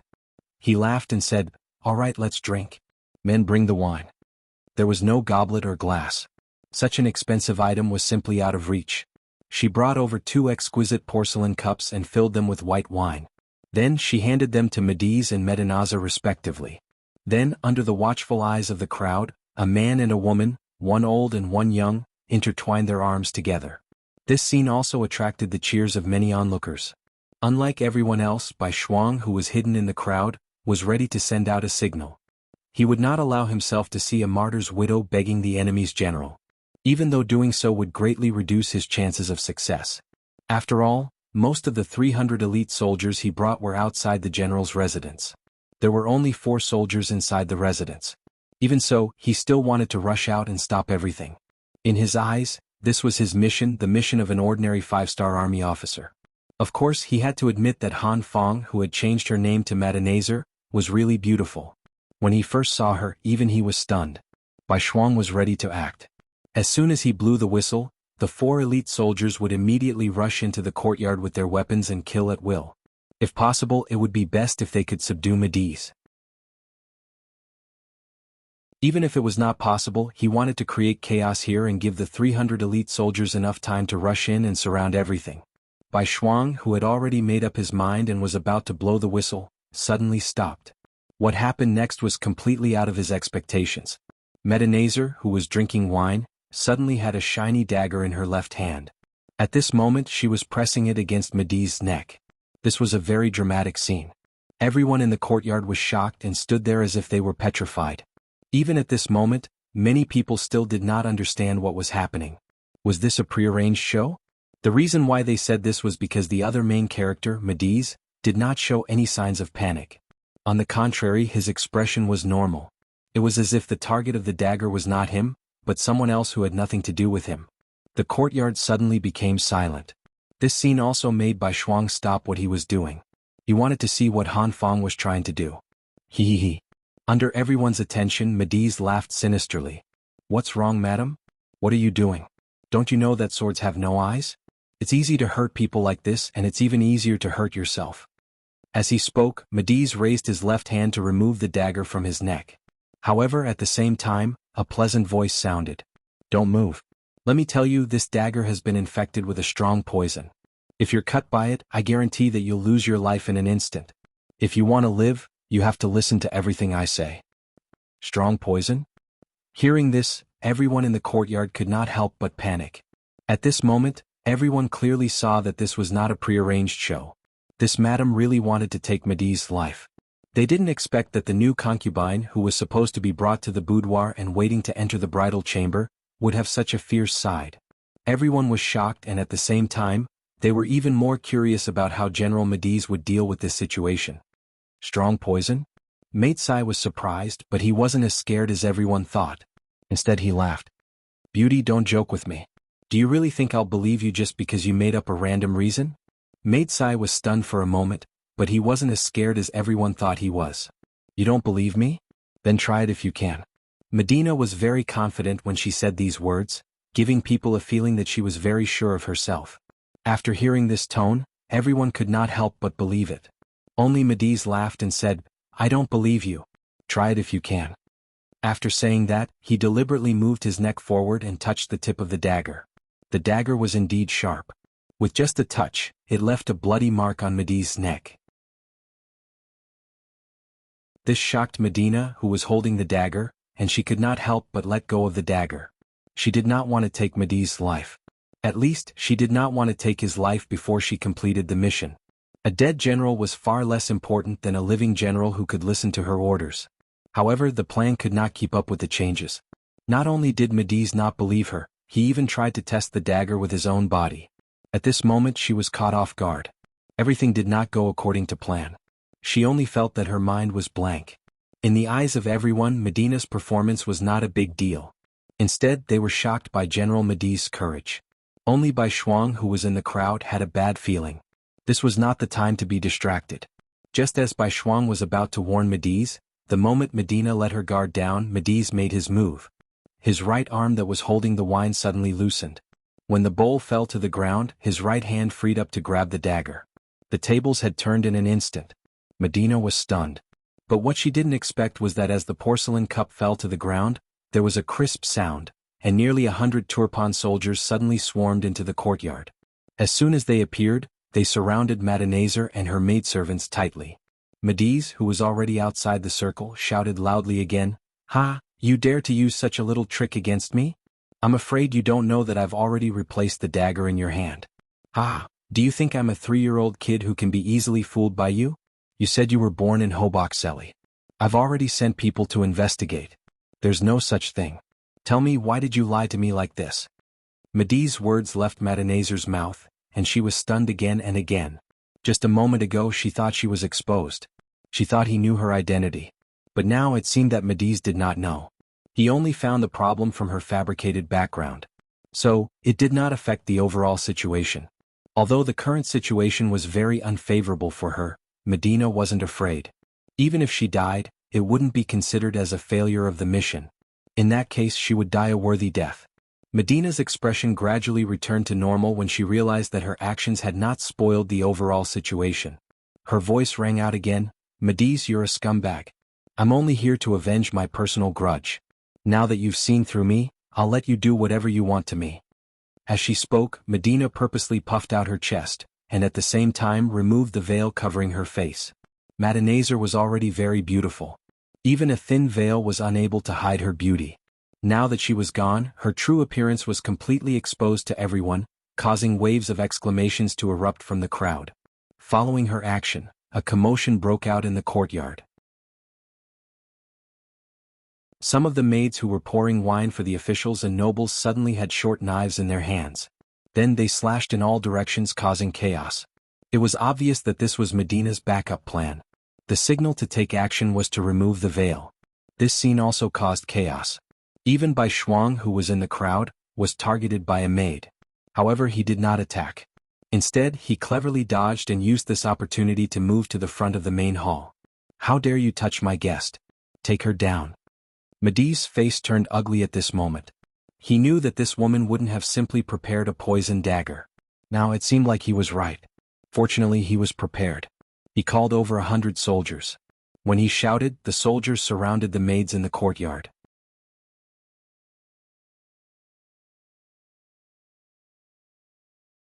Chapter 12:12.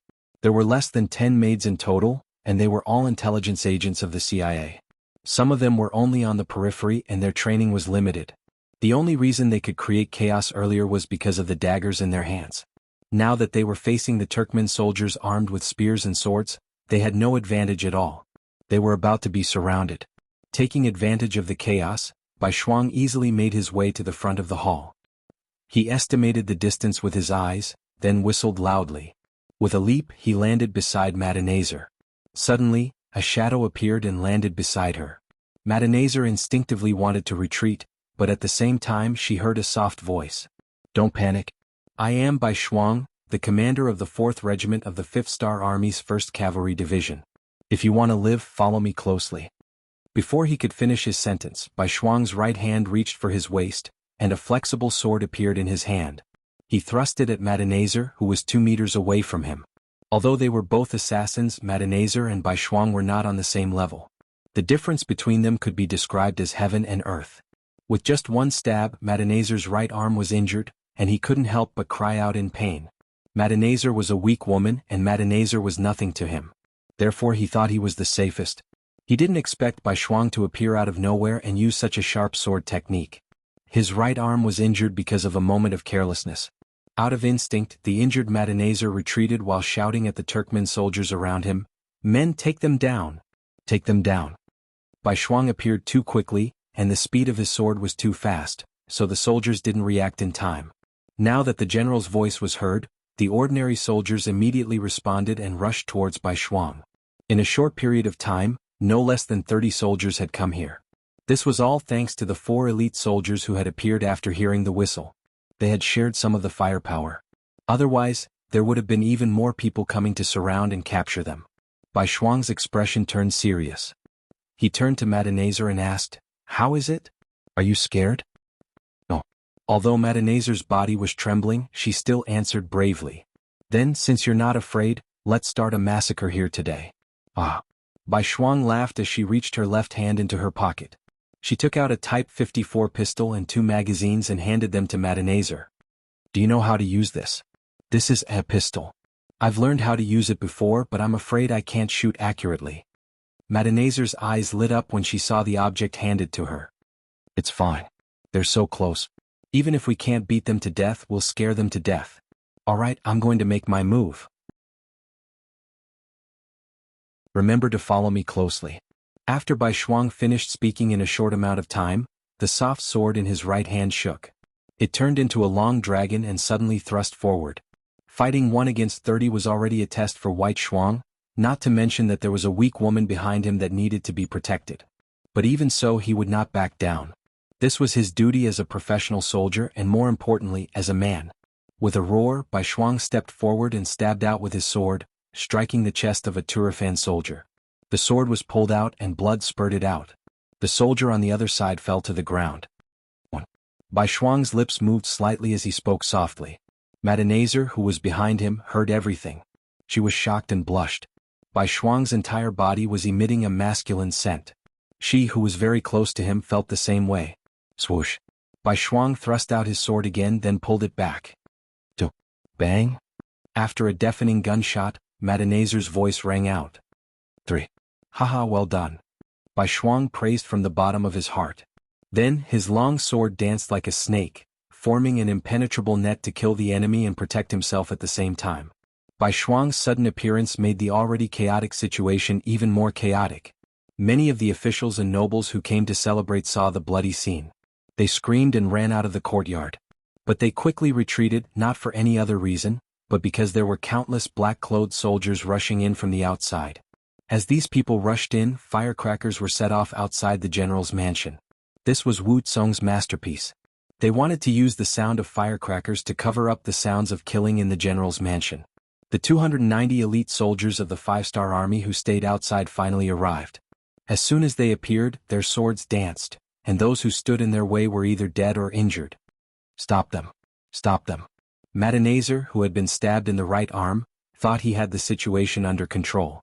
He did not expect the enemy to have more people than him. At this moment, his expression became very ugly. He regretted it. If he knew this would happen, he would have taken down Madanazar earlier. Why did he have to put on this show? Fortunately, he was afraid that Madanazar would find out, so he only mobilized 100 soldiers this time. Now, it seemed that he had miscalculated. But there was still a chance. For example, he could capture Bai Shuang or Madenazer and use them to threaten them. There was still a chance to turn the situation around. Immediately, he shouted at the soldiers guarding beside him, "Quick, charge! Take down this adulterous couple. Take them down." With this shout, the pressure Bai Shuang faced increased. The number of enemies in front of him increased from a few to more than 10. When these people attacked together, Bai Shuang's left arm was immediately injured. If Madenazer did not fire 2 shots at the critical moment and intimidate some people, Bai Shuang would have been seriously injured. His left arm was still bleeding, but Bai Shuang did not seem to hear it. The soft sword in his hand was still moving back and forth. But after all, it was difficult for 2 fists to fight against 4 palms. The speed of his sword was obviously slower. Quick, he can't take it anymore. Attack together, attack. Seeing that the turning point was right in front of him, Madenazer shouted and raised his sword at the same time. However, he was smart enough not to attack Bai Shuang. His right arm was already injured, and he did not want to repeat the same mistake. This time he chose to attack Madenazer, who was relatively weak. At this time, Madenazer had already used up all the bullets in her gun.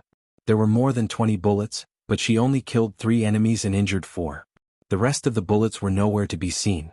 At this moment, she was anxious because she was holding a gun that had no bullets.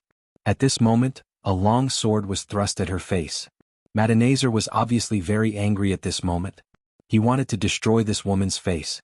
The long sword suddenly came at Madenazer while she was at a loss.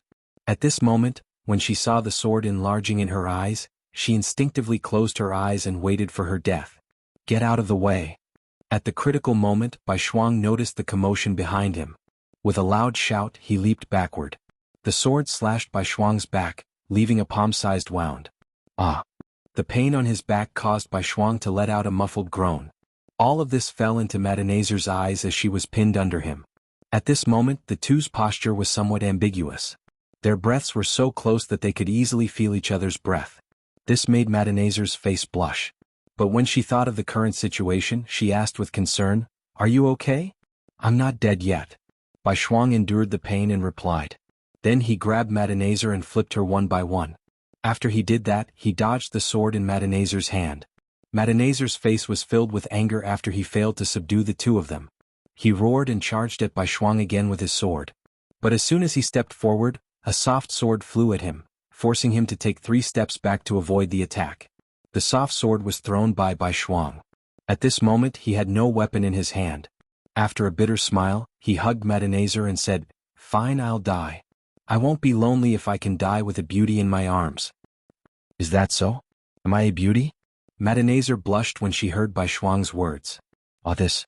Bai Shuang was just expressing his feelings. When he thought of Madenazer's identity as the widow of a 5-star army officer, he immediately shut his mouth. He would never do something like blasphemy. Seeing that Bai Shuang didn't answer, Madenazer pouted.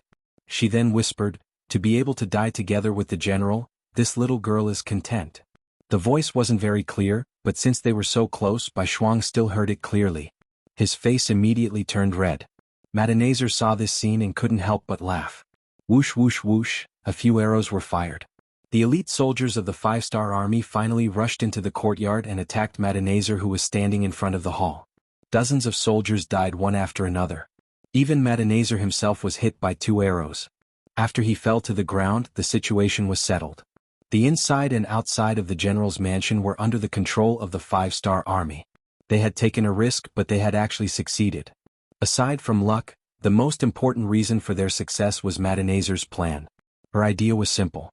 First, she would control Madenazer, then use his mouth to control the upper echelons of the city. Then, she would create chaos from the bottom to prepare for the arrival of the 5-star army. Her plan was generally feasible, but it wasn't perfect.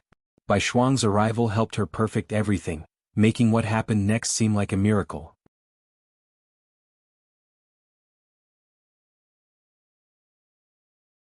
Chapter 12-13. Under the blades of the 5-star army, those who were afraid of death and wanted to live all lowered their heads and promised to cooperate fully. This included General Mediz, who looked very brave just a moment ago. There was no other way. When his sword cut into White Shuang's back, it was so deep that it exposed the bone. Seeing their regiment commander suffer such an injury, the soldiers under him naturally wouldn't be kind to him. They would use whatever method was effective. In just a short while, this general who had lived a comfortable life for many years lowered his head and surrendered. With the help of these high-ranking officers, after their letters were sent to their subordinates through the five-star army, Hobak Seri city no longer had any defenses. A bright light shot out from within the city. The 20,000 cavalrymen of the world's first division who had been lying in ambush in the city entered from all four sides, achieving their goal of occupying this border city without shedding a single drop of blood. Someone report to the 6th young master that we have occupied Hobak Seri city without any losses. Next, we will move from the north to the south, leaving the Ala mountain pass and marching towards the capital city of Ely. Riding on his horse, Division Commander Tian Hu laughed as he spoke to the reporter. Then he looked at the 4 regimental commanders and said, let's go take a look at the injured hero regimental commander. Ah, let's go. Temur and the other 3 laughed. They weren't here to laugh at White Shuang, nor were they gloating over his injury. It was just that getting injured was a common occurrence for them. Sometimes, getting injured was even a symbol of honor. With Division Commander Tian Hu as the leader, the 5 of them each brought some elites and went straight to the general's mansion. This was now White Shuang's temporary place to recuperate.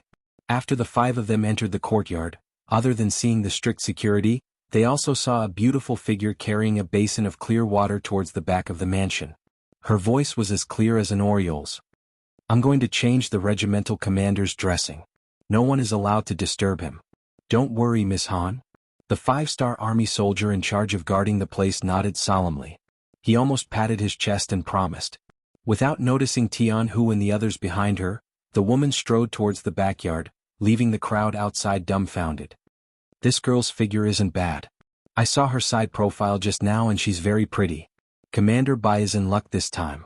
The 3rd commander, Hu Bo-er, chuckled and said. It said that beauties love heroes. I've heard that Commander Bai saved a very beautiful woman during this mission. Now it seems like it's true. Sai, I knew there was such a good thing so I rushed over. An envious voice sounded. The one who said this was the 5th Regiment Commander Gong Feng, who was also single. Everyone was joking about this matter. Since the woman had said that she was going to change Bai Shuang's bandages and it was not appropriate for others to disturb her, no one would be so bored as to go and visit her now. Using this opportunity, everyone became interested in that beautiful woman. Especially Division Commander Tian Hu. In the 5-star army, other than the Cold Vanguard Army, the other armies, divisions and regiments didn't have political commissars. This meant that the main commander had to take care of all matters. It must be said that Bai Shuang wasn't young anymore. It was about time for him to get married and have children. Tian Hu, who was very concerned about this matter, felt that the opportunity had come. It wasn't that he hadn't asked Bai Shuang before, and he had asked as both a superior and a friend. However, Bai Shuang didn't give an accurate answer. In his words, the war was urgent and personal matters could be discussed later. However, only Division Commander Tian Hu knew that this was because he hadn't met the right person. Now that there was such an opportunity, he obviously wanted to find out more about her. You come here. Tian Hu pointed at the soldier guarding the backyard and waved his hand. Division Commander, what are your orders? The soldier had already noticed Tian Hu's group. However, since the division commander didn't ask, they couldn't take the initiative to speak. This was a military rule of the 5-star army. Let me ask you. What is the name of the woman just now? What is her background? What is her identity? Do you know? Tian Hu asked a series of questions the moment he opened his mouth. From this, it could be seen that he was already very concerned about this matter.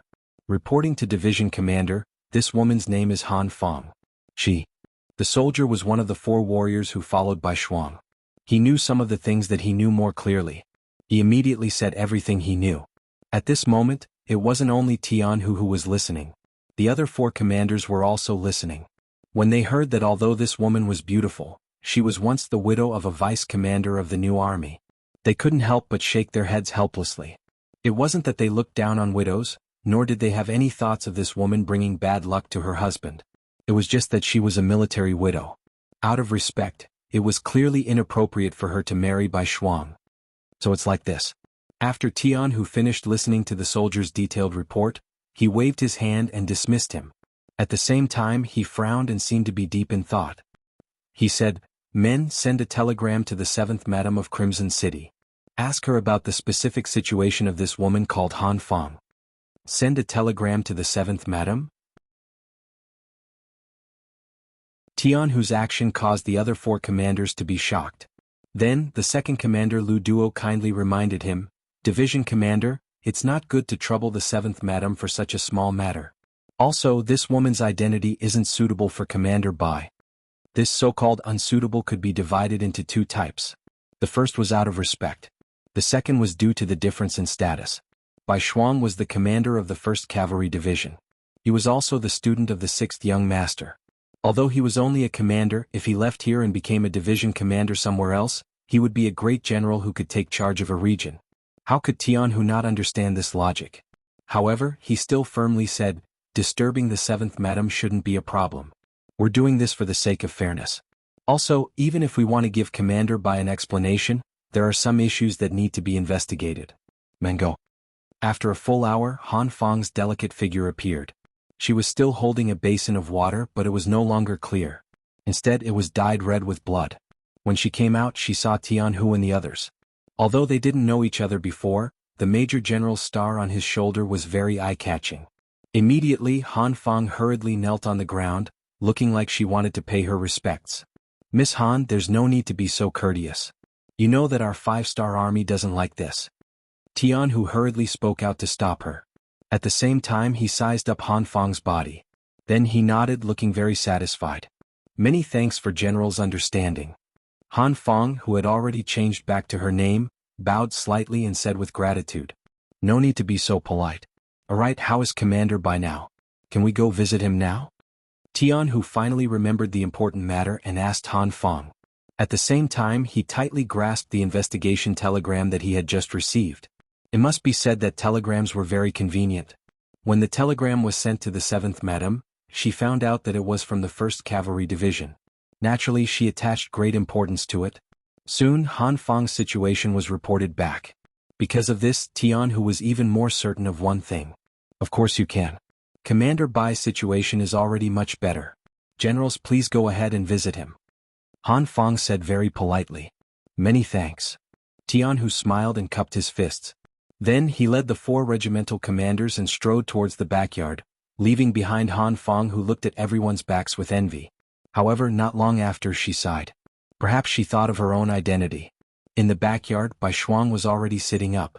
There was a pillow on his back that perfectly supported his bandaged chest. At this moment he was reading a military book. When he heard the footsteps outside, he didn't raise his head and said, "Miss Han, I'm fine here. If you have something to do, you should go and do it first." "Oh my, our Commander Bai is always talking about Miss Han. It seems that he really does miss her."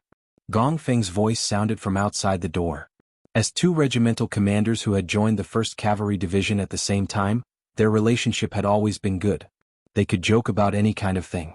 Hearing this voice, Bai Shuang was stunned. Then, the figures of Tianhu and the 4 regimental commanders appeared in his line of sight. He immediately smiled.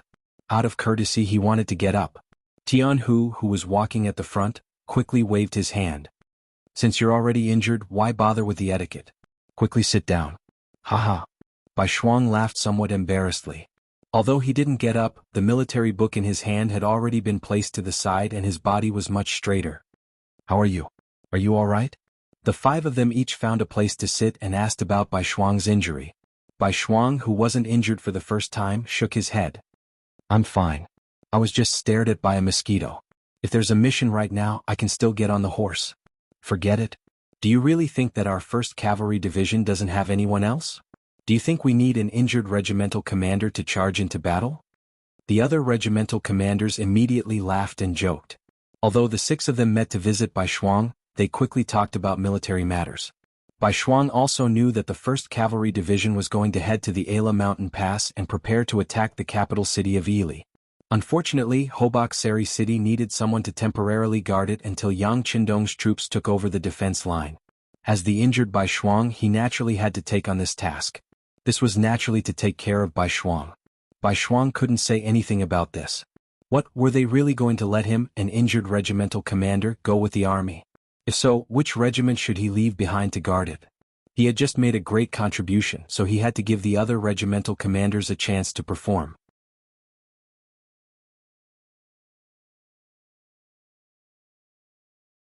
Chapter 12-14. After weighing the pros and cons, Bai Shuang resolutely agreed. At this moment, the other 4 regimental commanders all breathed a sigh of relief. Obviously, they were still somewhat worried that Bai Shuang would disagree. In this way, one of them would have to stay behind. Bai Shuang, you don't have to worry too much. The 6th young master has already sent a telegram. The team sent from the logistics camp of the first city has already passed Iji. It won't be long before they arrive at Hobok Seri City and switch with you. Take this opportunity to have a good rest and train the army at the same time. Now that each of your regiments has doubled the number of soldiers, the combat effectiveness must be improved correspondingly. Otherwise, we will fail to live up to the 6th young master's expectations of us. Division Commander Tian, who comforted him loudly. Yes, thank you for your concern, Division Commander and brothers. Bai Shuang smiled. He really wanted to train the army well, especially the army's coordination and combat ability. It was just that they had not had a good rest since the expansion. They could only train during the journey. Now that there was an opportunity, of course he had to seize it. After they finished talking about the important matters, more than half an hour had passed. There were many things to do in the army. After the 4 regimental commanders looked at each other, they all got up and left. However, Division Commander Tian, who did not leave with the crowd for the first time. Instead, he watched the 4 regimental commanders salute him and leave one by one. When there were only 2 people left in the room, Bai Shuang asked curiously, Division Commander, is there anything else or a mission? There are things and there are also missions. But before that, I want to ask you something first. Tian, who said with a serious face.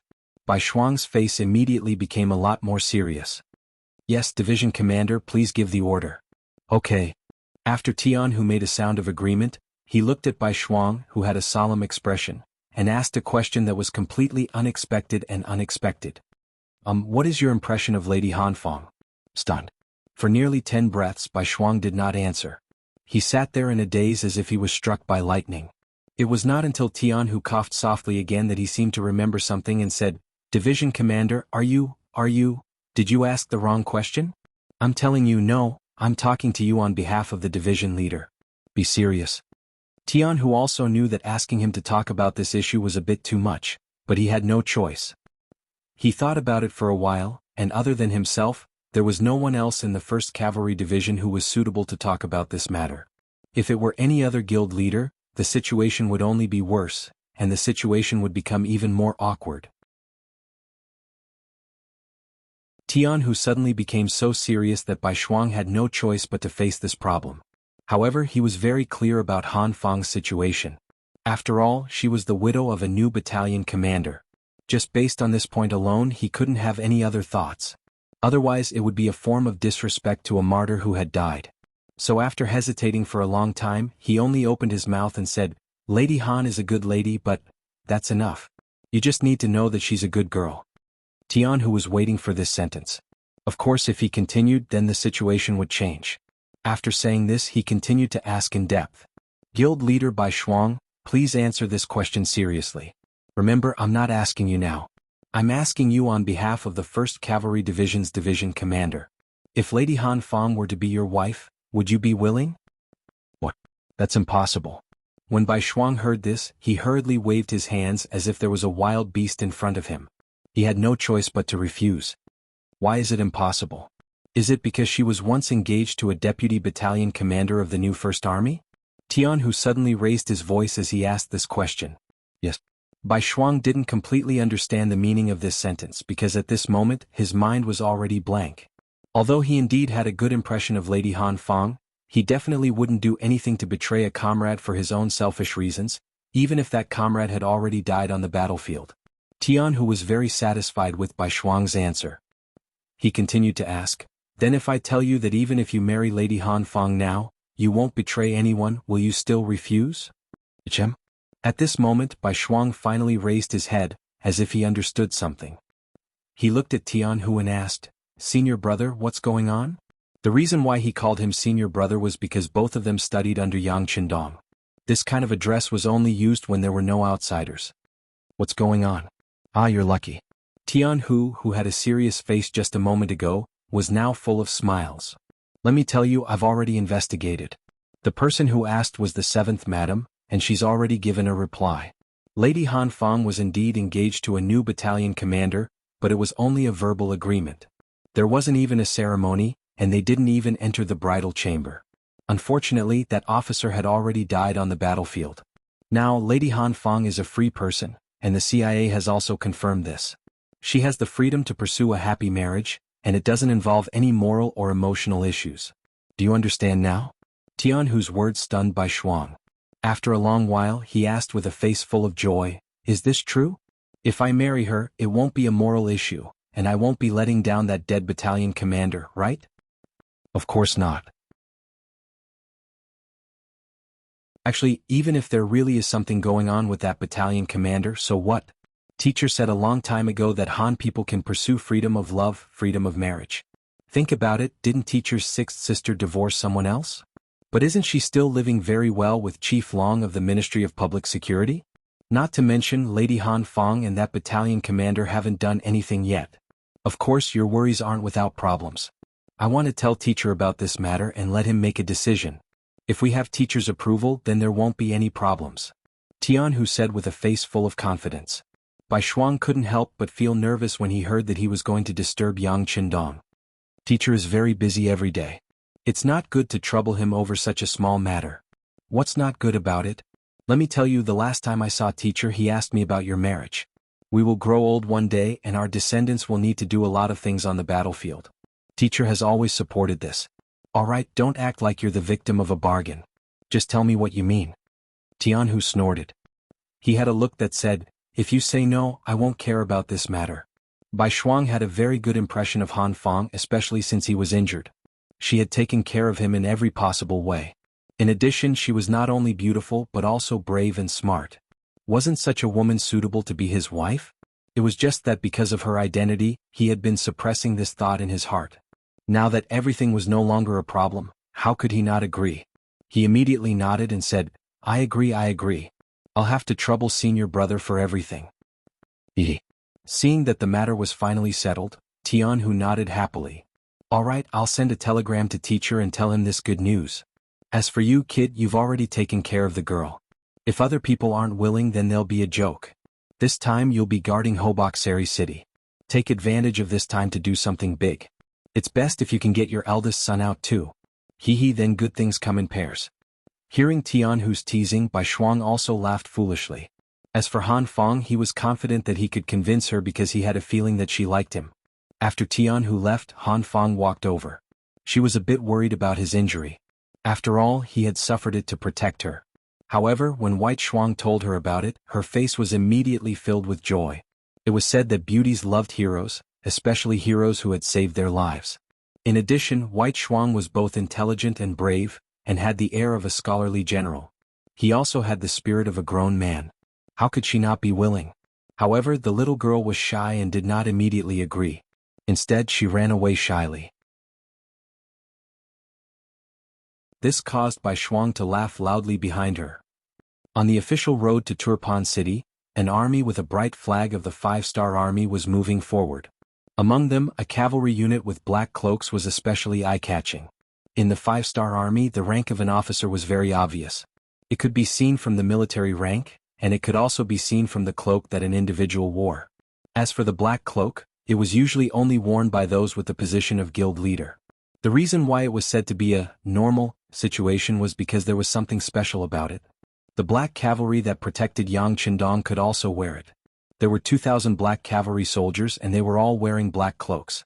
The 1,000 black cavalry that had been selected from Crimson City had finally arrived.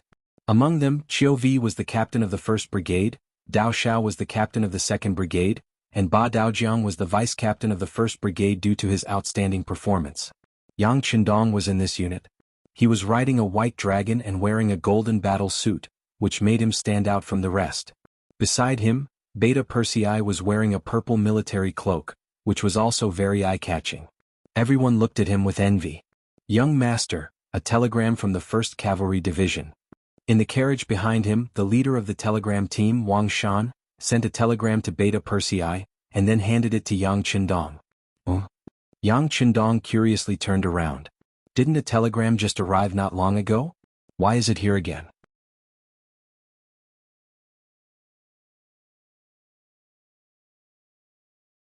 Chapter 12-15. With a hint of curiosity, Yang Qindong took the telegram. He didn't think that anything would go wrong. With the combat ability of the 1st Cavalry Division and the fact that they had just doubled their forces, anyone who wanted to cause trouble for them would have to be prepared to lose their teeth. After receiving the telegram, Yang Qindong quickly scanned the contents of the telegram. Then he burst into laughter. Hee White Shuang, spring has come. Spring is coming? Beta Persei obviously didn't understand the meaning of this sentence. Yang Qindong didn't explain. Instead, after a moment of silence he said, "Let Wang Shan send a telegram to the 7th Madam to confirm the situation of a girl named Han Feng. Then send a telegram to Tiger's Mane to understand the specific situation of a girl named Han Feng and the battalion commander. Then report it." White Shuang was an orphan. As his teacher he was no different from his parents. Of course he had to make the decision for such a big matter. But before that he had to make things clear. He didn't want to make a mistake. That would be a joke and it would hurt the two young people's hearts. Yang Qindong gave the order. After the telegram was sent out there was a quick reply. Obviously, everyone attached great importance to the matter that Bugnam of Gojoseon valued. It didn't take long for the matter of Han Feng to be investigated clearly. It was confirmed that she only had a verbal engagement with the deputy battalion commander who died in battle. The two of them didn't even meet. Everything was set up by the matchmaker. Later, after the deputy battalion commander died in battle, the matchmaker didn't care about this matter. If it wasn't for the fact that Han Feng valued friendship, very few people would know about this matter. After understanding the details, Yang Qindong immediately waved his pen and approved the marriage between White Shuang and Han Feng. He also allowed them to complete the wedding in Hobox. Not only that, Yang Qindong also ordered a small team of black cavalry to go to Hobox and bring a congratulatory gift. With Yang Qindong's blessing, no one would say anything about this matter. Of course this wasn't a big deal, at least for Yang Xie's 5th Star Army. As his territory grew larger and his influence grew stronger, the number of officers in the army and the local government increased as well. Marriage was not known to the general public. Unless it was someone with a special status like Bai Shuang, it would not attract Yang Qindong's attention. His attention was now focused on the city of Turpan, which was a few hundred miles away. The intelligence department had already sent word that the Ili Kingdom and Yurqiang Kingdom had sent 30,000 troops each to Tulyafan City, seemingly intending to have a decisive battle with the 5-star army there. "Young master, do we need to urge 4th Master Lu to catch up from behind?" Beta Persei also saw the report and suggested, "There's no need. Do you think they will be stupid enough to let us attack a city after losing 8 miles? 4th Master Lu, it's better for you to escort the food from behind." Yang Qindong waved his hand confidently. The 3 countries actually wanted to fight with his main force. This was something he couldn't ask for more. Originally, he was most worried that he wouldn't be able to find the main force. Once the enemy scattered and implemented harassment tactics, he would have the biggest headache. But now that they wanted a decisive battle, he would fulfill their wish. As long as they could destroy the enemy's main force in one fell swoop, the speed of taking down this place would be much faster and save a lot of time. Send a message to the small Japanese Empire in Shurqing. Hurry up and send the small Japanese Empire to the front line. Such a large piece of land needs a lot of people. After Yang Qindong said this to Beta Persei, he looked forward. It wouldn't be long before the land under their feet would be surnamed Yang and then Han. In order to do it once and for all, the migration of the foreign people was necessary. In the Second World War, Japan had occupied Korea for more than 40 years and had also been entrenched in the northeast of China for a long time. However, the voices of resistance had never stopped. For this reason, a large number of Japanese troops and forces were involved. What was the reason? Was it just because the Japanese didn't treat them as human beings? This might be the main reason, but it wasn't the only reason. At least for a period of time, Japan had implemented a policy of controlling China with China. As long as the people didn't rebel, they were given a certain amount of security and protection, but the voices of resistance still didn't stop. The reason was that in addition to the backbone of the Chinese nation, the most important reason was that they could get the support and solidarity of the people by fighting on their own land. With these lessons learned from previous mistakes, Yang Qindong had long adopted an extreme method, which was the migration of the people. When all these people were thrown into chaos and changed to a new place, they suddenly had no brothers and sisters around them, no people of the same race. When they were not even familiar with the land under their feet, the so-called voices of resistance would naturally disappear. In short, without a suitable soil for survival, some things could not survive and some ideas could not grow. Naturally, in order to achieve such a result, one would need to have a large territory to achieve the goal of migration. Obviously, Yang Qindong had such conditions. Now, in the Ili region he was using the same method. He wanted to transfer the people from the other provinces to exchange with the people here, to achieve the effect of completely destroying and strangling the will of the people. Conquer the world and let the Han people live wherever there were people. Wherever there were people, the status of the Han people would be the highest, and all the Han people would be proud of their birth. This kind of slogan was not as simple as just saying. If he wanted to carry it out, it would be incredibly difficult. However, since Yang Qindong had brought the modern army here, he naturally had to do something. Even if he could not do it, he would let his descendants do it. In short, this was the goal that he had worked hard for. Looking at it now, the goal was indeed very big, but it was not impossible. Hadn't he already trampled on many small countries and made them part of the Han people's territory? The navy was also actively making preparations, especially after taking down the Japanese Empire and capturing who knows how many navies. Now, they were very powerful, and it would not be long before they set out to conquer the world. Looking forward to the arrival of that day, Yang Qindong felt that the burden on his shoulders was heavy, but he was not afraid. With a light shout, he rode on the white dragon and led the army straight to Turpan City. Turpan City. At this moment, the whole city was in chaos. People could be seen everywhere on the streets, and from time to time they would collide with each other. The people were busy moving their valuables out of the city. The soldiers were also busy moving their provisions and military supplies. Everyone was scrambling to get out of the city, as if they would be left behind forever if they were late. In such a chaotic situation, bumping into each other was inevitable. Even if many Turpan people were maintaining order in the city, they still could not alleviate the chaos. How could it be so easy to empty out the capital of Turpan in such a short period of time? Palace. The new king, Hardenbarter, was roaring with a face full of anger. Who was it who leaked the news? Investigate for this king. No wonder Hardenbarter was so angry. He had just made up his mind to withdraw from Turpan City, and the news spread out, causing the people to be in chaos, which affected the withdrawal of the army. The reason why he made this decision was because of the lesson of don't lose 8ly. When he learned that the 5-star army had powerful artillery that could flatten an entire city, Hardenbarter knew that the so-called strong city was a joke in the eyes of the enemy. If he still defended the capital, the result would not be much better than don't lose 8ly. It must be said that Hardenbarter was worthy of being the king who led the rise of Turpan City. He immediately made a decisive move, which was to withdraw from the city and fight the 5-star army on the grassland. In short, he would not defend the city. Originally, according to Hardenbarter's plan, he would withdraw the army first and then move the people. But for some reason the news was leaked and now the city was in chaos. His plan to withdraw had to be delayed. After a series of roars, someone immediately went out of the palace to investigate the leak of the secret. But in such a chaotic situation, it was not easy to find out who leaked the secret. Not to mention, the people who leaked the secret were from the Yangtze Intelligence Department. They had strong anti-reconnaissance abilities, so it was not easy to find them in a short time. After venting his anger, Hardenbarter's expression seemed to be better. He looked at Daichin, who was standing in the hall, and waved his hand. "General, how far is the 5-star army cavalry from us?" "My king, the closest is less than 100 miles. Although he didn't want to answer this question since the king asked, he could only tell the truth. 100 miles? Ah.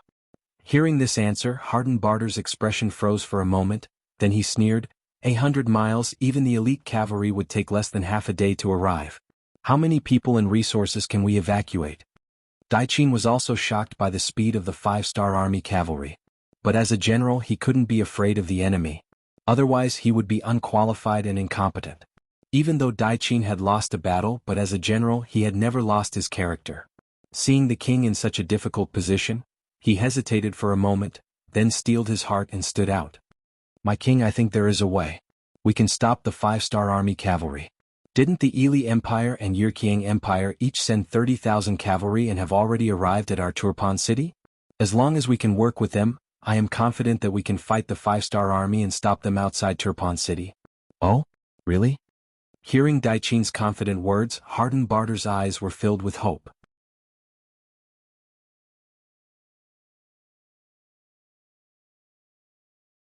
Chapter 12:16. There shouldn't be a problem. Daichin's reply was straightforward, but there was one thing he didn't say. If the 3 armies all listened to him, then there wouldn't be a problem. Good. Seeing how confident Daiqin was, Hardened Barter's anger disappeared and he said, "If that's the case, then I'll order you to talk to them. As long as their request isn't too excessive, we can agree to it." "Yes, Your Majesty. But I think we should continue to evacuate the city. After all, Tulyafin City is too close to the 5-star army. No one knows what will happen." After Daiqin received the order, he still gave his suggestion to be safe. "Don't worry, this king will not let our people be threatened. In a while, I will give the order for everyone to withdraw to Kaliyushi and rebuild the defensive line there." Hardened Barter naturally did not place all his hopes on the coalition forces and had already made preparations for this. After knowing that His Majesty had a backup plan, Daiqin could finally relax. He immediately walked out of the palace and headed towards the alliance camp outside the city. Before, the three countries had sat down together to discuss. In order to deal with the powerful 5-star army, they had to unite. The result of the discussion was that if one side was attacked, the other two countries had to unconditionally provide support. It was just that some words sounded nice, like unconditional support. Then how many people should they send? 100,000 was reinforcements, but who could say 1,000 wasn't reinforcements? The so-called alliance was just to deal with the powerful 5-star army. If there wasn't the 5-star army, the three sides would still be in a hostile relationship. If they could defeat the 5-star army and weaken their allies, this was probably everyone's goal.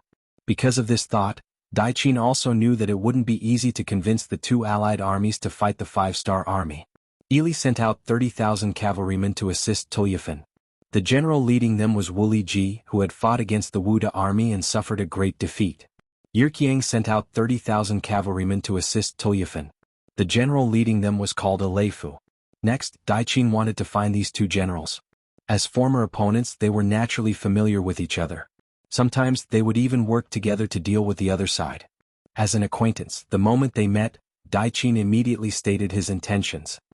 "Generals, there's no need to say more about the current situation. The 5-star army's target isn't just Turpan. They want the entire region.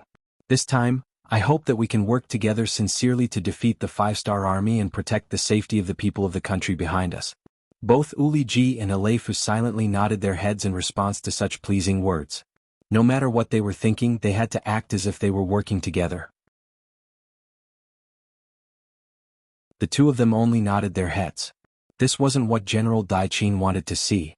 Feeling the pressure, he took a deep breath and looked at the two of them again. There's a saying in the Han Dynasty that an army can't do without a leader. In order to better stop the 5-star army's cavalry, I think we need to choose a commander. As long as our orders are unified, we will be able to defeat the enemy. If we fight separately, it will only create opportunities for the enemy to defeat us. This involved the power of the army. At this moment, the two generals couldn't remain silent. The skinny but spirited Aleifu was the first to speak. "General Daiqin, who do you think should be the general?" Daiqin, who was already prepared, said without hesitation, "Of course it is me. This time, you all only sent out 30,000 troops, while I am under the king's orders, leading 40,000 cavalry. I have the most troops, right?" Daiqin had to take this position as the general. This directly affected whether or not they could stop the 5-star army's cavalry. He couldn't be at ease leaving it to others. "We listen to whoever has the most troops. Based on this, if General Uli Ji and I work together, we will have 20,000 more cavalry than you. Does that mean you have to listen to the two of us?" Aleifu was clearly not satisfied with this answer. His words were filled with the smell of gunpowder. "You are being unreasonable," Daiqin said angrily. "Whoever has the most troops is the general. It's also unreasonable." General Aleifu didn't back down. Seeing that the two of them were about to quarrel, Uli Ji, who had been silent, had to step up. "Okay, two generals, stop quarreling.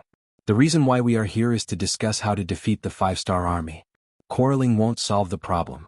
None of us want to lose and be scolded by the king." Aleifu snorted and turned his head to the side. His actions were just like his name, a naughty child. The tent quietened down again. Uli Ji looked at Daiqin and asked, "If it is as you said and we have to listen to your orders, what are you going to do? What benefits can we get?" The three sides agreed that they must unconditionally help the side being attacked. However, from Uli Ji's words, it was obvious that there were conditions for them to help. This wasn't Uli Ji's idea. He had just received a secret letter from Prime Minister Arab, which stated that Hobak Seri had been taken over by the Pentagram Legion. Now Ili Belly was having a hard time fending for themselves. They couldn't send any more reinforcements to Turpan, and they didn't even have the resources to supply the army. Uli Belly had to think of a solution himself. Because he knew this, Uli Ji turned his attention to Daichin and started to ask for benefits.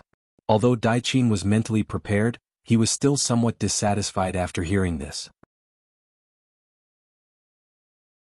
However, the king had said before that as long as the request wasn't too excessive, he would try his best to satisfy it. Thus, he suppressed the anger in his heart and asked, "But what kind of benefits does General Wu Liji require? The most basic problem of food, you guys have to solve it, right? As for the war horses, you know that we came from afar and can't ask for help from the rear. Of course, if you can satisfy these conditions, my 30,000 cavalry will listen to General Daichin's orders." Uli Ji stated his conditions. He had no choice. Prime Minister Arab told him to think of a solution himself. What good ideas did he have? He could only turn his attention to Turpan. It wasn't hard to solve the problem of rations as Tulyafin had a lot of rations. However, Daichin obviously wouldn't agree to solve the problem of war horses. He shook his head and said, "I can give you the rations but not the war horses. Our country doesn't have a lot of war horses." Hearing that there was no problem with the rations and hearing Daichin say that there were not many war horses, Waliji knew that there was hope. He immediately smiled. General Daichin's words are wrong. A while ago when the grasslands were in chaos, the Turfan kingdom, which was closest to them, used a lot of rations to exchange for their war horses. If what I said is correct, there are at least 50,000 war horses in the horse field outside of Turfan. How about this? We won't ask for much, just 10,000 war horses from each side. Uliji was obviously prepared. When Daichin heard these words, his expression changed. 10,000 war horses is impossible. Although we have some war horses, they are prepared for the old soldiers. You know that after the military restructuring in Turpan, there are many retired soldiers among the people. Once they have war horses and sharp sabers, they can become soldiers again. These are for... Daichin still wanted to continue, but Wu Liji interrupted him. 8,000 war horses. No, at most 3,000. 7,000. 3,500. The two generals who led tens of thousands of troops were like two unscrupulous merchants. After a round of bargaining, they finally set the number at 5,000. Since he could get food and 5,000 war horses, Uli Ji felt that he had reached the conditions he was satisfied with. He nodded and said, "Then the 30,000 Ili soldiers I brought will listen to General Daichin." Uli Ji lowered his head. Although Aleifu was unhappy, he only had 30,000 cavalry, so he couldn't do much. In the end, he could only agree. Just like that, the Three Alliance army was formed. They agreed to follow General Daichin's orders to stop the Five-Star Army at the northeast front line of Turpan. 8 hours later, they had to gather at the designated location. Daichin clenched his fists and left the camp excitedly. He had to report the good news to his king. Only Uli Ji and Aleifu were left in the tent. The latter said unhappily, "General Uli Ji, why did I agree to Daichin's request?" "Haha, General Aleifu, there's no need to be angry. It's not wrong for us to listen to him, but if his request is a little too excessive, we can still refuse, right?" Wu Liji winked at Aleifu and said with a smile, "An excessive order." "Wah!" Aleifu immediately began to laugh loudly. What was too much order? That depended on how he understood it. As long as he was in a bad mood, he could treat any order as too much. After all, they were enemies, so what if he disobeyed? Daichin naturally didn't know what happened after he left. He excitedly went to the palace and reported what he just said to Harden Barter. Good. Harden Barter's face was also filled with excitement. "General Daichin, the rest is up to you. As long as you can stop the Five-Star Army's charge and stop them in the northeast region of Tulafanzai, it won't be long before I can gather the old soldiers again. At that time, we will have a strong force and we can launch a counterattack. I will wait for that day to come," Daichin said excitedly.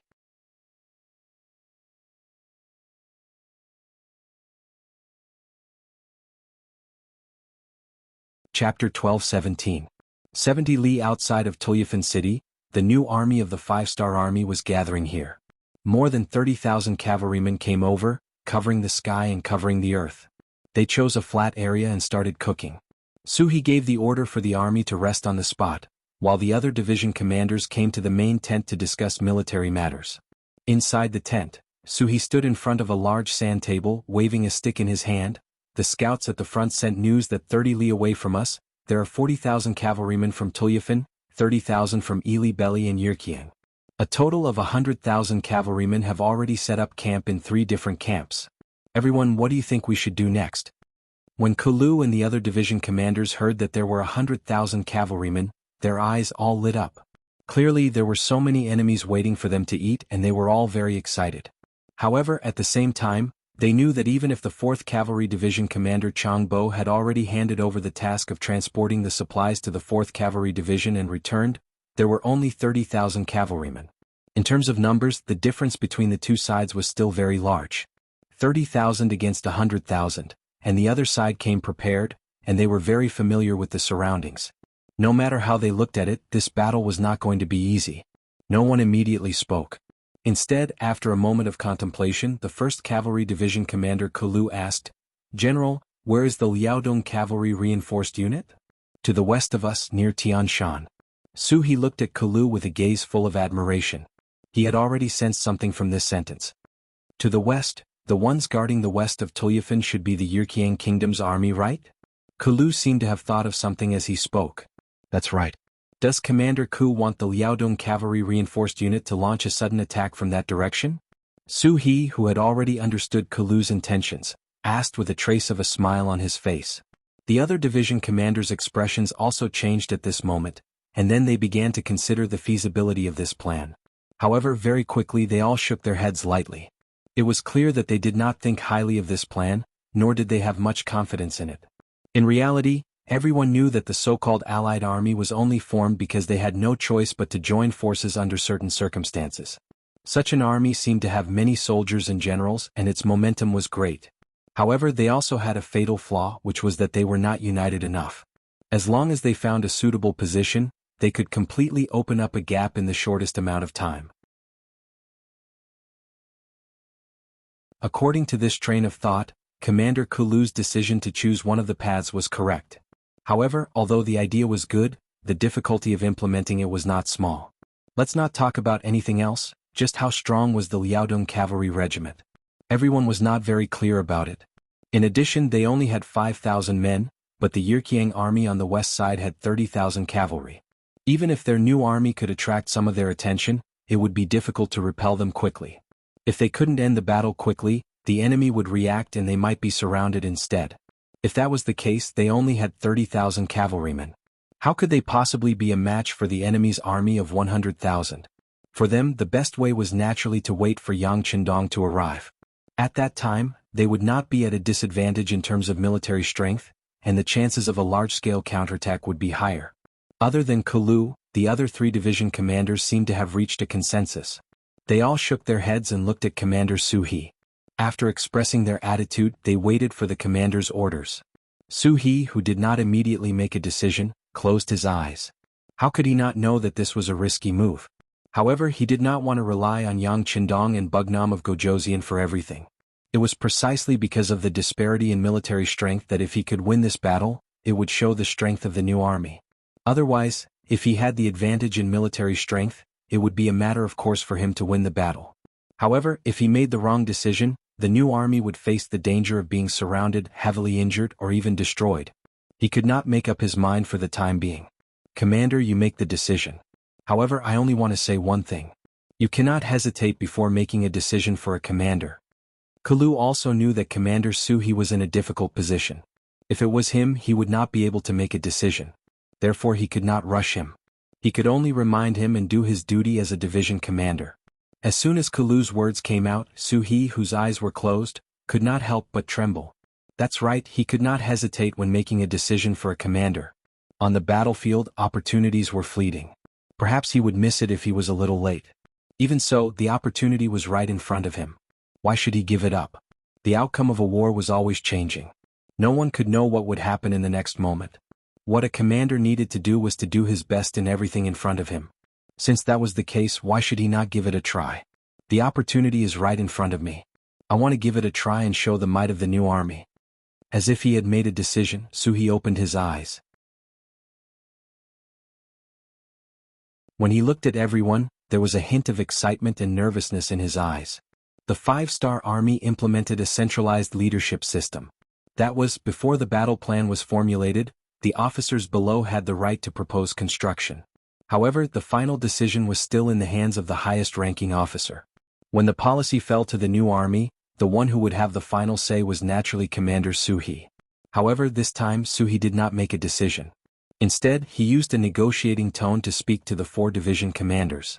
This showed enough respect and also proved that he was conflicted in his heart. He had not completely made up his mind. Of course, it was also possible that Suhi had already made up his mind. However, it was too risky and could affect the life and death of the 4 division commanders. That was why he had no choice but to speak with such an attitude. After Suhi made his intentions clear, other than Kulu's eyes that lit up, the other 3 division commanders all narrowed their eyes. They did not agree or disagree.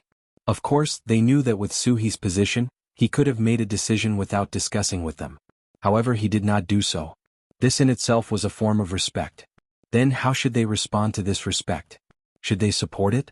However, if there was a problem, they might lose their lives here. Should they oppose it? It seemed that the fruits of victory were big enough to attract them. Perhaps if they did not do it, they would regret it for a long time or even for a lifetime. Seeing that everyone still did not express their opinions, Suhi took a deep breath and said, "Everyone, I will not hide it from you. I have already received news that the new army is about to expand into a new army group. It is very likely that there will be 3 armies and a direct subordinate division. If that is the case, the military strength will reach 100,000 people." Suddenly, Suhi threw out such a statement. It seemed to have nothing to do with the current topic, but these words caused everyone's eyes to light up. The new army was going to expand into a new army group. Did that mean that the new army could also be expanded? If that was the case, everyone's position would be promoted by a large level. The number of soldiers they could lead would also increase. It was even possible that they could exchange the 4 stars on their shoulders for a gold star. There was no soldier who did not want to be a general. This was even more so for the 4 division commanders who were only one step away from becoming a general. If they wanted to become a general, they had to have enough achievements to convince the masses. Right now, there was a huge contribution in front of them. What would they choose and what would they do? At this moment, everyone was shaken by Suhi's words. In the end, Lei Chuandang, the commander of the 3rd Cavalry Division, and Chang Bo, the commander of the 4th Cavalry Division, both looked at Bai Kai, the commander of the 2nd Cavalry Division. In their eyes, Commander Bai Kai was like his name. He was a very talented person.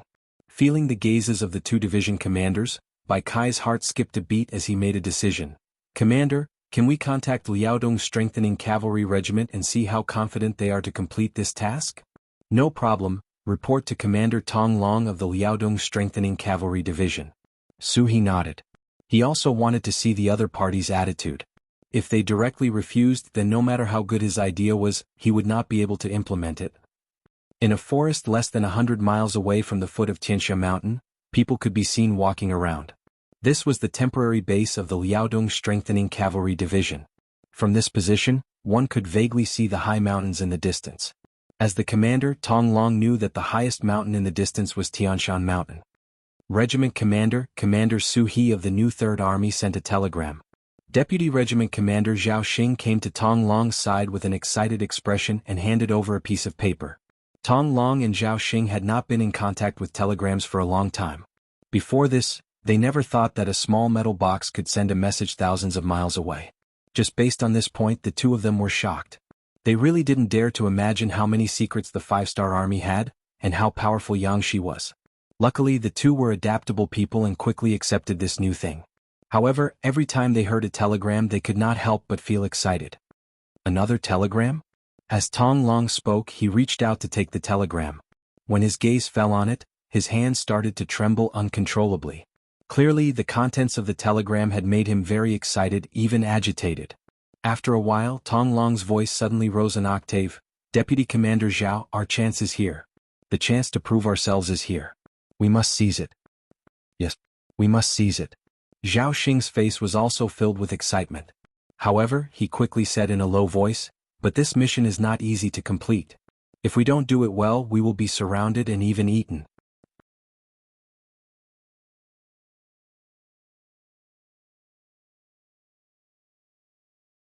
Chapter 12:18.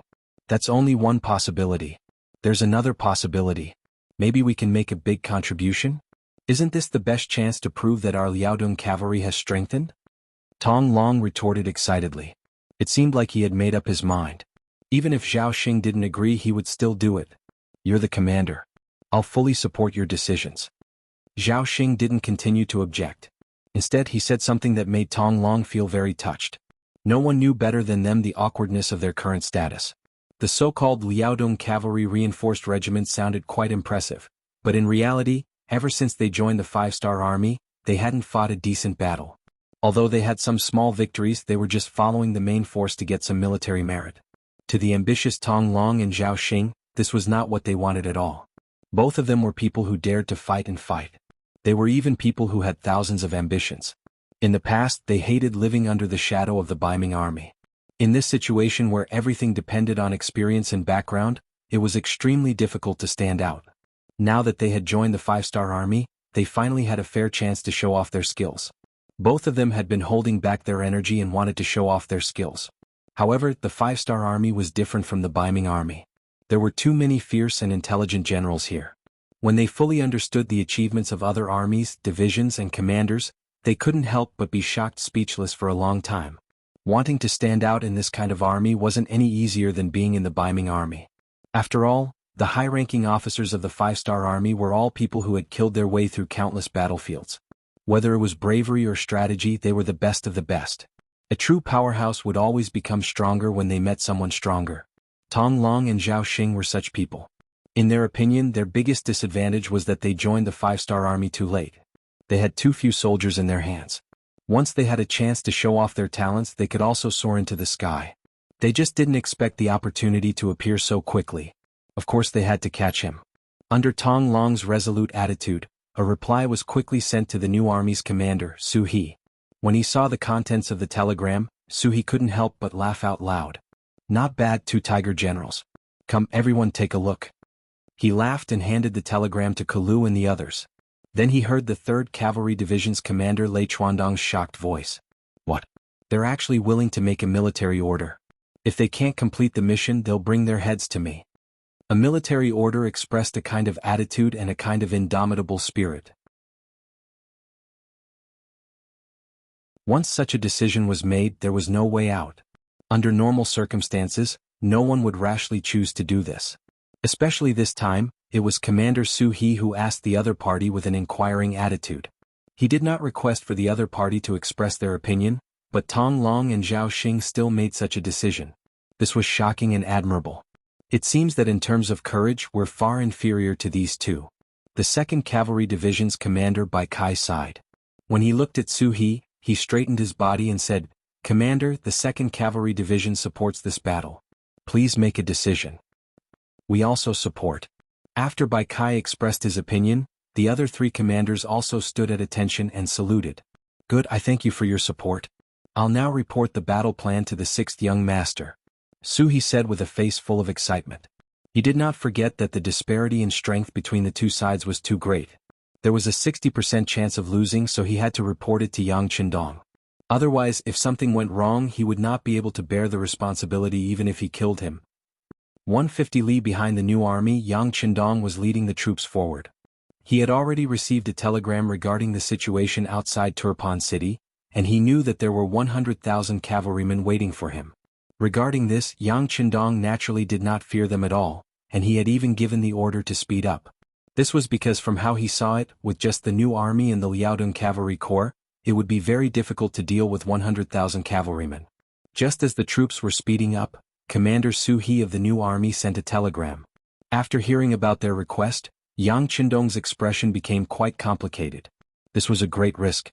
This time, in order to solve the problem in Ili Bali, Yang Qindong had brought along more than 100,000 cavalrymen with him. It could be said to be a huge force. With this force, no matter which faction they faced, they would have an advantage. However, if it was one against many, it would be hard to say. After all, the situation in a war is often changing in an instant. If they don't deal with it well, the situation will change drastically. If it had been someone else like Yang Qindong, the most conservative approach would have been to wait for more neon troops to be transferred here. That way, with the advantage of military strength, they could slowly nibble away at their opponents until they won the final victory. Yang Qindong's goal was too big and he didn't want to waste the most precious time. If possible, he certainly hoped to solve the problem here as soon as possible so that he could charge toward the next target. But although the idea was good, the reality was cruel. Especially in the situation where Ili, Turpan and Yarkyang joined forces, plus Yeshen of Wara was watching him in the dark, the situation of this war became more and more complicated. And now, an opportunity to turn passivity into initiative appeared in front of him. Facing the new army's request, Yang Qindong was caught in a dilemma for a while. Logically speaking, he thought that this battle plan was too risky. If things went wrong, more than 30,000 people would be seriously injured by the enemy's 100,000 cavalry, and it was not impossible for them to be eaten. But psychologically, he thought that this was a bold and feasible plan, because even he was amazed by this plan and felt that it was incredible, not to mention the enemy, they would definitely not think of it. To agree or not to agree, it was all up to him. Beta Persei, if the reconnaissance group and the light cavalry regiment attack with all their strength, how long will it take to meet the new army? Yang Qindong did not make a decision immediately, but wanted to understand the specific situation first. It will take at least a day and a half. Beta Persei came to a conclusion after roughly calculating the distance between the two sides. A day and a half? Yang Qindong pondered. In other words, within a day and a half, the new army would not receive any military support. Similarly, in a day and a half, the enemy would not make any preparations before the attack. Considering that it would take half a day for the Liaodong cavalry regiment near the Tianshan mountain to arrive at the battlefield, Yang Qindong could not make a decision for more than a day. Once this time passed, the enemy would be prepared, and the chances of winning would only be lower. With less than 40,000 cavalry against 100,000 cavalry, and an opponent who was very familiar with the environment, Yang Qindong decided to think about whether he should agree to this battle plan or not. Riding on the stable white dragon, Yang Qindong fell into a state of meditation with his eyes closed. At this moment, in the new army's general tent, several division commanders were anxiously pacing around. 4 hours had passed since the telegram was sent, but the reply telegram still had not arrived. No one had any idea whether to fight or not. At this moment, they were all gathered around Su He waiting for orders. What does the king mean? If you don't agree, you should at least tell us so that we can let the soldiers rest. Division Commander Lei Chuandang of the 3rd Cavalry Division was an impatient person, and he was the most talkative at this moment. Division Commander Lei, calm down. The king's thoughts and decisions are not something that subordinates like us can guess. It is also not something that we can recklessly guess. Division Commander Bai Kai of the 2nd Cavalry Division kindly reminded Lei Chuandang. Oh yes. Lei Chuandang's expression immediately became a little ugly. What was he doing just now? Was he questioning Bugnam of Gojoseon? When he thought of what he had done, he was shocked. In the 5-star army, Yang Qindong's prestige was so high that no one was allowed to question him. This was not Yang Qindong's request, but the unanimous opinion of these generals. It was just that the situation was a little tense right now. If it was any other time, Lei Chuandang would have dared to say such words. Perhaps there would be no need for others, as Commander Su He would be able to take him down first. Fortunately, at this moment, Su He was also anxious and felt the same as Lei Chuandang. That was why he did not reprimand him at this moment. The atmosphere in the large tent once again became tense. After an unknown amount of time, footsteps suddenly came from outside the tent. The telegraphers walked in and brought the results and answers that everyone wanted to see. Su He was the first to take the telegram. After skimming through it, he let out a long breath and then said with an excited expression, "The 6th young master has already agreed to our request. Now please go and make your preparations." "That's right, send a telegram to inform Commander Tong Long that they can set off now." "General, Commander Tong Long sent us a telegram 6 hours ago, saying that he has already set off. He should be halfway there by now." The telegram operator stood at attention and reported. Actually, he had already said this before. However, Su He was too nervous at that time and did not pay attention to it. "Oh right. Look at my brain. All right, Commander Tong Long and the others have already set off. They will reach the depths of the battlefield in 6 hours. This way it will be midnight, which is also the time for us to launch our attack. Like this, all the division commanders will take their positions and let the soldiers fill their stomachs and prepare for battle. That's right, in order to not attract the enemy's attention, we must be tight on the inside and loose on the outside. Even if we eat, we must eat dry food and not hot food. In short, there must not be any abnormalities." "Don't worry, Commander. We understand." The 4 division commanders immediately stood up and saluted. Then they hurriedly left the tent. When Suhi was left alone, he sighed and said, "Sixth young master, just wait for the news of our new army's victory."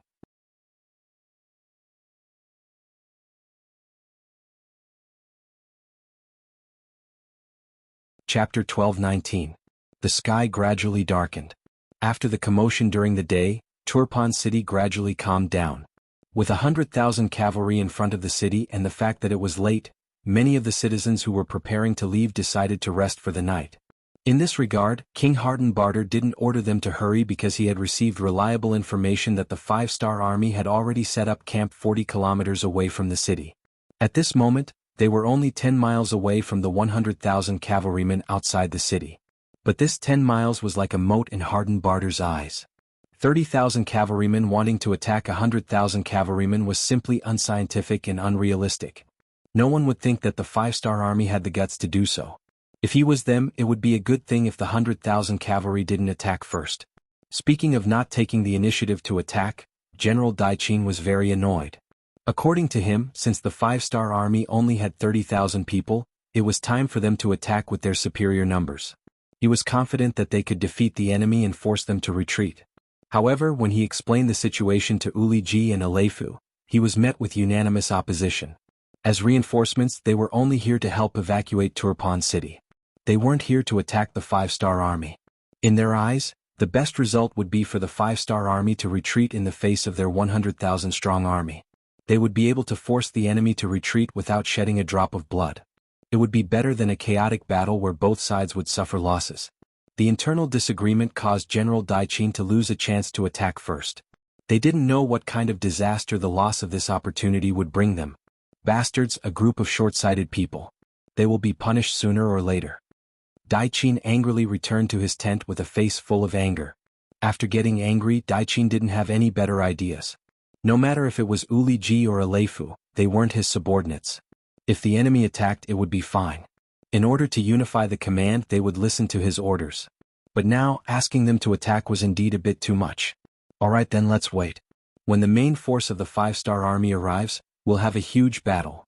I want to see, since you're all cavalry and you're in our territory, what kind of waves can you cause? Daichin said as if he was comforting himself. After that, he asked the deputy general about the 5-star army. He heard that the 5-star army had also entered a period of quietness after nightfall. It seemed that they had also entered a period of rest like him. However, before waiting for the great battle that might happen the day after tomorrow, he also gave the order that other than the necessary guards, everyone else could also rest. Just like what Yang Chendong and Suhi thought, no one would think that they would attack at this time before the army was fully assembled. It was because of this that it had the effect of catching them off guard. At this moment in the new army's camp, all the cavalry were waiting in the dark. He was clad in armor and had a sharp scimitar in his hand. Beside him were warhorses wrapped in thick cotton cloth. Even these warhorses had muzzles on their mouths to prevent them from making any noise. Waiting. Silently waiting. At this moment, the 30,000 cavalry warriors of the new army only had one target, which was the enemy camp 10 miles away on the right. They were waiting for the signal of the Liaodong cavalry regiment to attack. Daichin was indeed worthy of being given such a heavy responsibility by King Hadenbar. His military skills were unquestionable. He arranged for the two armies to be 10 miles away from each other to prevent any accidents from happening. For example, if there was a sneak attack, 10 miles away would give them some time to react. But no one would have thought that the new army wasn't going to be the first to attack. The first to attack was the Liaodong cavalry regiment that came from Tian Shan. A reinforced regiment only had 5,000 cavalry. This time, they had the heavy responsibility of attacking the 30,000 cavalry camp. This was like hitting a rock with an egg. If possible, Suhi didn't want to give such an order. But everything was for victory. In order to win, he had to do this. I only hope that Tong Long's regiment doesn't disappoint. Also send out the order. Once the divisions and regiments notice that the enemy camp is in chaos, they must attack immediately. Suhi looked into the distance and was worried for Tong Long's reinforced regiment. But now that the order was given, all he could do was enter the battlefield as quickly as possible to reduce the pressure on the enemy. Late at night, the wind was cold. After a long journey, the Liaodong cavalry finally arrived at their target. Order everyone to rest for an hour and replenish their food. Regiment Commander Tong Long let out a long breath. After rushing all the way, they finally arrived. At this moment, the fatigue on his body seemed to have decreased by a lot. Regiment Commander, drink some water. Zhao Xing came over and handed over a leather bag filled with water. Thank you. Tong Long took it without any hesitation. Then he gulped down a few mouthfuls of the wine and murmured, satisfied. Regiment Commander, I'll charge at the front. You just need to stay behind. Zhao Xing came with a purpose. How can I do that? Tong Long rejected without even thinking about it.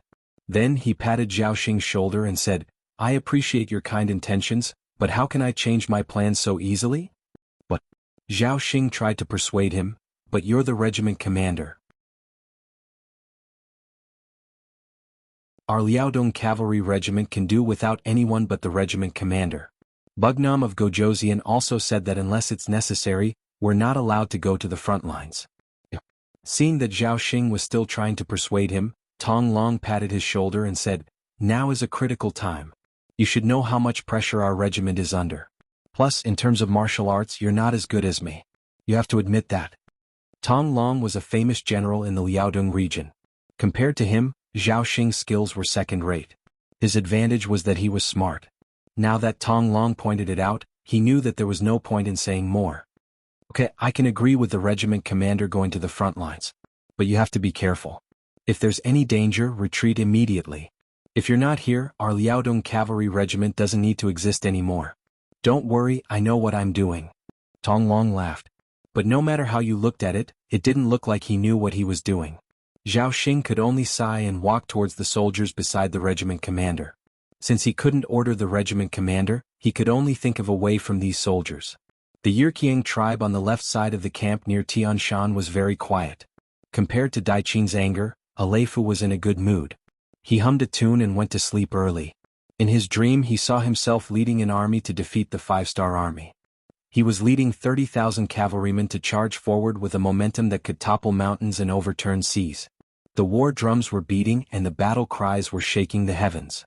It was truly a lively scene. General, just as he was having a beautiful dream, he suddenly felt a large hand pushing him. This made Aleifu a little unhappy and he suddenly opened his eyes. At this moment he realized that he was lying on a bed. At this moment he also realized that it was just a dream. It was just a dream. Just as Aleifu was about to let out a sigh of relief, he suddenly revealed a shocked expression. No, if it was a dream, then why was it so clear? Now that he had opened his eyes, why was there still the sound of iron hooves? What was going on?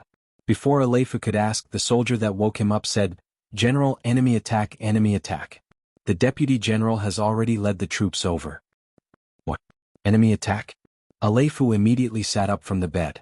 At first he was confused. After a few breaths he reacted and asked, how could it be an enemy attack? The 5-star army only has 30,000 cavalry. Would they dare to attack us? Also, the Turpan cavalry is in the middle of the army. Shouldn't they be the closest to the 5-star army? Did they already retreat? It was because his tent was right next to the Turpan cavalry camp. If the 5-star army wanted to charge over, they would have to pass through that barrier first. Aleifu was caught off guard, and now that he heard that there was an enemy attack, he naturally felt helpless. No, General.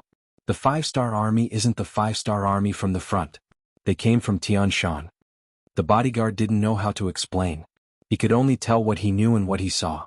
Not the 5-star army from the front. Could it be the main force of the 5-star army is here? Alright, how many people are there?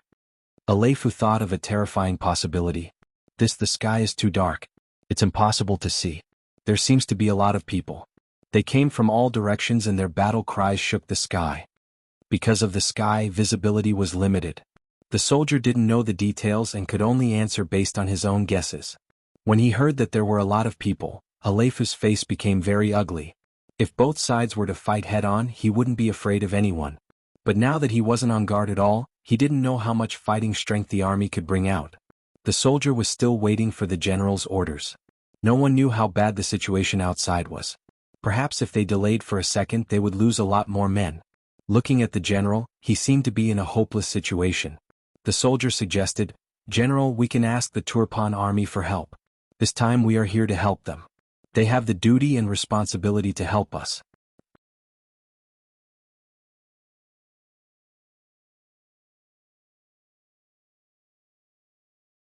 Chapter 12:20. Oh yes yes. Quick, send someone to ask General Daiqin for help, quick. At this moment, as if he had just woken up from a dream, a Leifu shouted loudly. Then the sound of hurriedly putting on armor rang out in the tent. Outside the tent, the sky was filled with flames and the sounds of people shouting and horses neighing could be heard. The moment before the charge, there was a flurry of fire arrows that burned countless tents and dealt a heavy blow to the unprepared Yi Erqiang army. Taking advantage of this chaos, Commander Tong Long took the lead and charged into the enemy's camp. With a swing of his sword, he beheaded 2 Yi Erqiang cavalrymen who were charging towards him. His bravery gave the 5-star Corps cavalrymen behind him a boost of morale, greatly reducing the Yi Erqiang cavalrymen's morale. Who dares to sneak into the camp? You're courting death. The deputy general appeared. As a Leifu's deputy, he wasn't so careless. Even when he slept with his clothes on. This allowed him to react in the shortest time possible.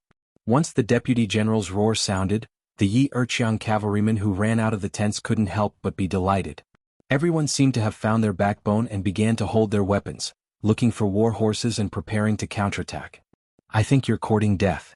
Tong Long, who had just killed 2 people, heard the deputy general's roar and his eyes lit up. Although he didn't know the identity of the other party, his intuition told him that the person in front of him should be someone important. With his status, killing such a person would give him a sense of accomplishment and cause a heavy blow to the Yi Erqiang army. His legs clamped onto the horse's body and Tong Long rushed out. Along the way he killed several people and rushed in front of the deputy general. Watch my blade. The deputy general was shocked by Tong Long's speed and anxiously slashed out with his blade. Tong Long, who was already prepared, just leaned to the side on his horse and dodged the slash. Then the saber in his hand slashed towards the other party's waist. The saber borrowed the horse's momentum and with just one slash, there was a piercing sound as the saber and the armor came into close contact. He relied on the armor to protect his life. Even so, there was still a bloody wound that was half the length of an arm on his body. Pain enveloped the deputy general's entire body. He forced himself to take a deep breath and turned around to leave.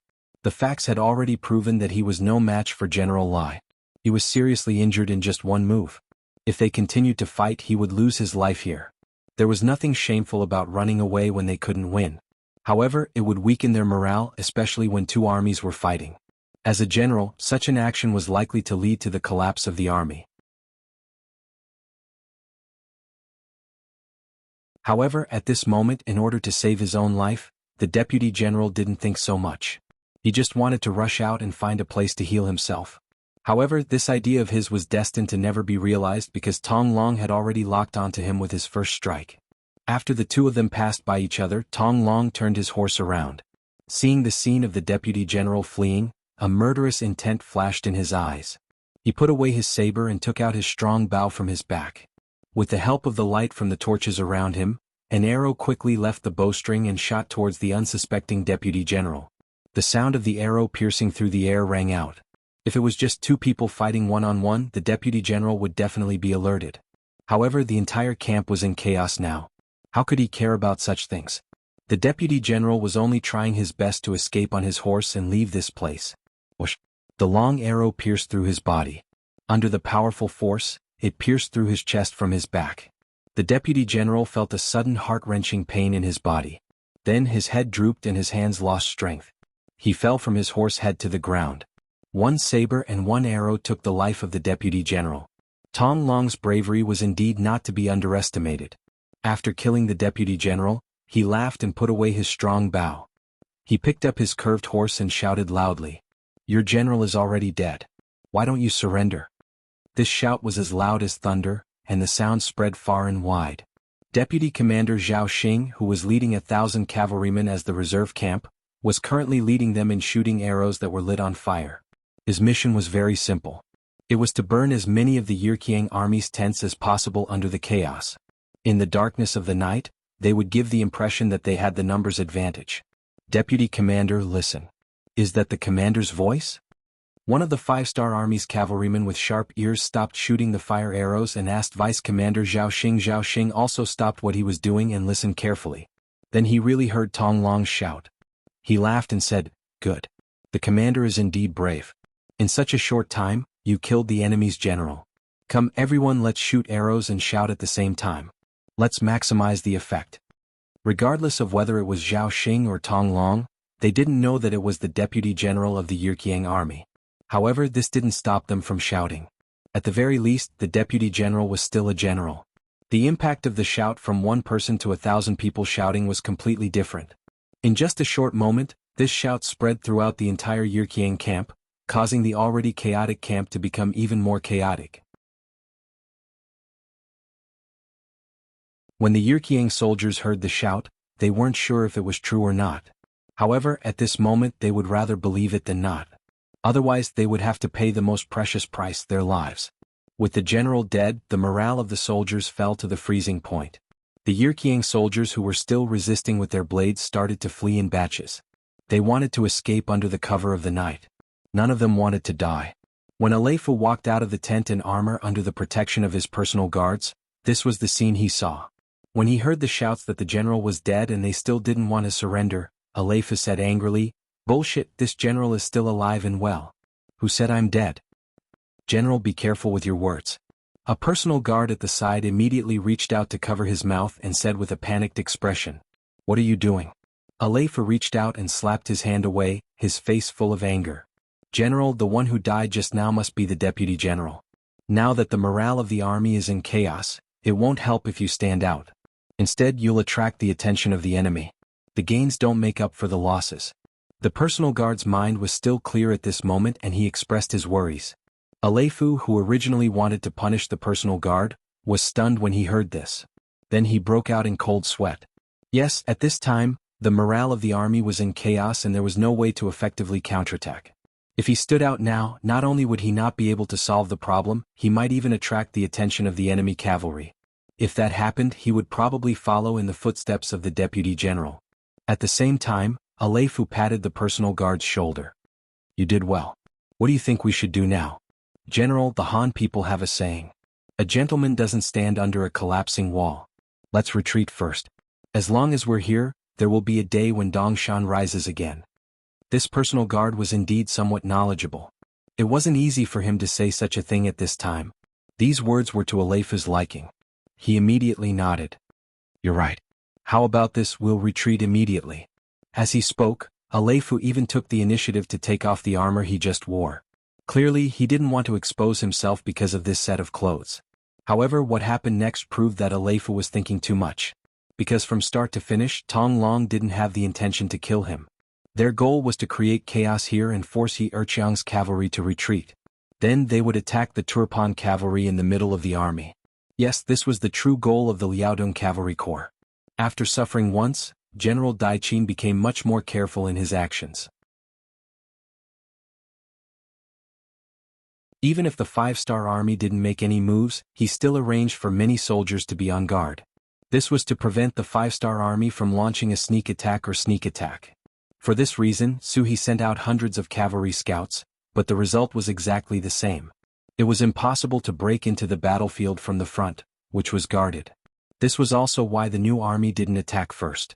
Instead, they let the Liaodong Cavalry Corps fire the first arrow. If the Turpan cavalry didn't create chaos, they wouldn't have a chance. And whether or not they could create chaos all depended on the Liaodong Cavalry Corps. With only 5,000 cavalry, not only did they have to break through Yi Erqiang's 30,000 cavalry camp, they also had to deal a heavy blow to the Turpan cavalry. From this, it could be seen how difficult this mission was. This was also where Suhi's worries came from. Fortunately, Tong Long had won the first battle.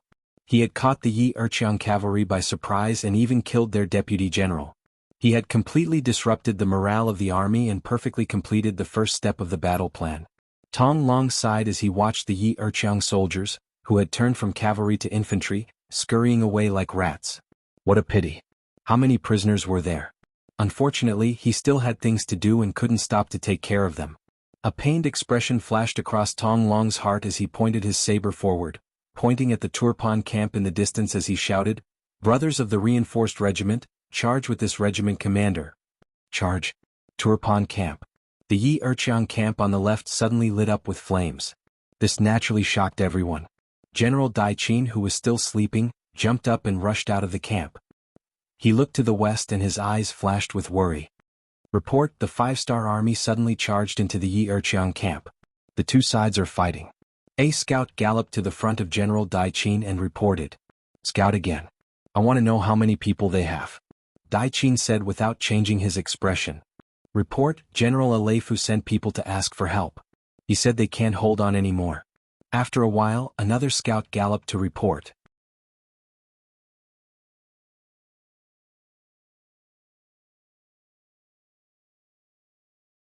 Chapter 12:21.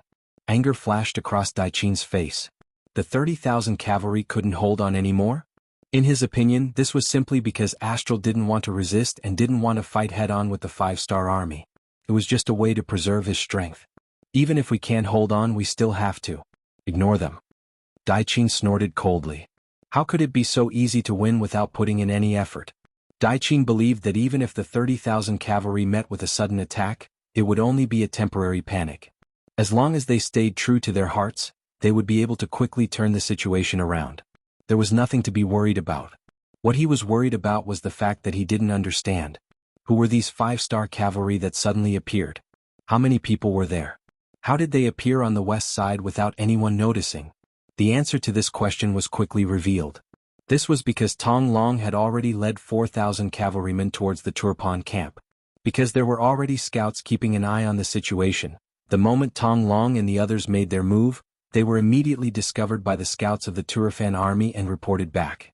On the way back they met some Turpan cavalry who were guarding the front. When they heard that someone was coming from the side, they immediately went up to meet them.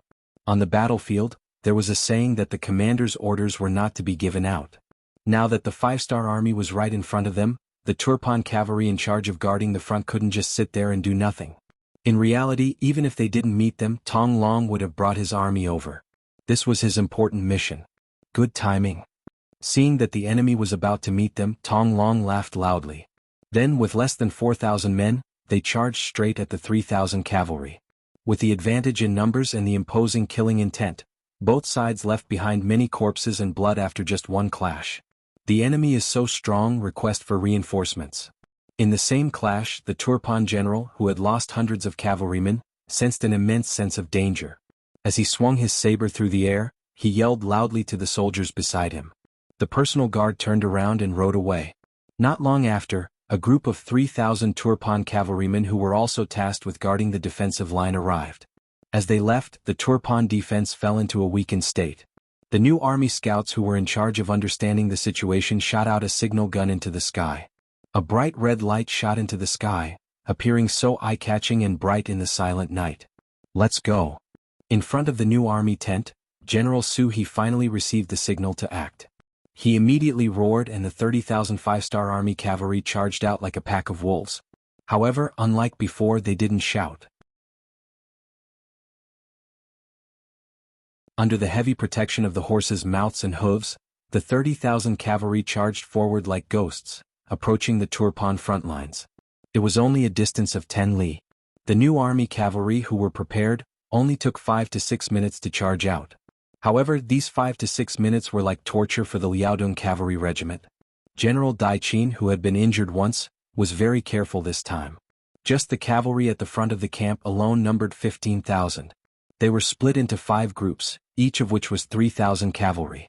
When Tong Long brought the 4,000 cavalry and charged in, a total of 3 groups of 9,000 Turpan cavalry entered the battlefield. With double the number advantage, they quickly surrounded the Liaodong cavalry regiment. Not only that, Dai Qin, who had received the news, had already called all the cavalry in the camp. He arranged for the generals to come to the camp for a meeting while ordering all the cavalry to put on their armor and get on their horses. This time, Dai Qin's reaction was extremely fast. Even though he hadn't seen through the 5-star army's plan of attack, he relied on his advantage in numbers and made up his mind to take down the thousands of 5-star army cavalry that he had surrounded. "General Dan, you bring 5,000 cavalry to stabilize the northern line, in case the 5-star army's main force suddenly invades. General Tong, you bring 5,000 cavalry to continue the encirclement of the 5-star army. This time we can't let any of them escape." The other generals quickly prepare for battle and wait for the order to attack. At the same time, send someone to contact General Wu Liji and tell him to also prepare to attack the 5-star army. Dai Qin quickly made a series of arrangements and the generals quickly headed out of the tent. Then a messenger came to report that on the main battlefield, the 5-star army had indeed launched an attack. Two groups of 6,000 cavalry were fighting with their lives on the line. They came so fast. General Daichin's eyes flashed with surprise, but he quickly calmed down. He was confident in his cavalry.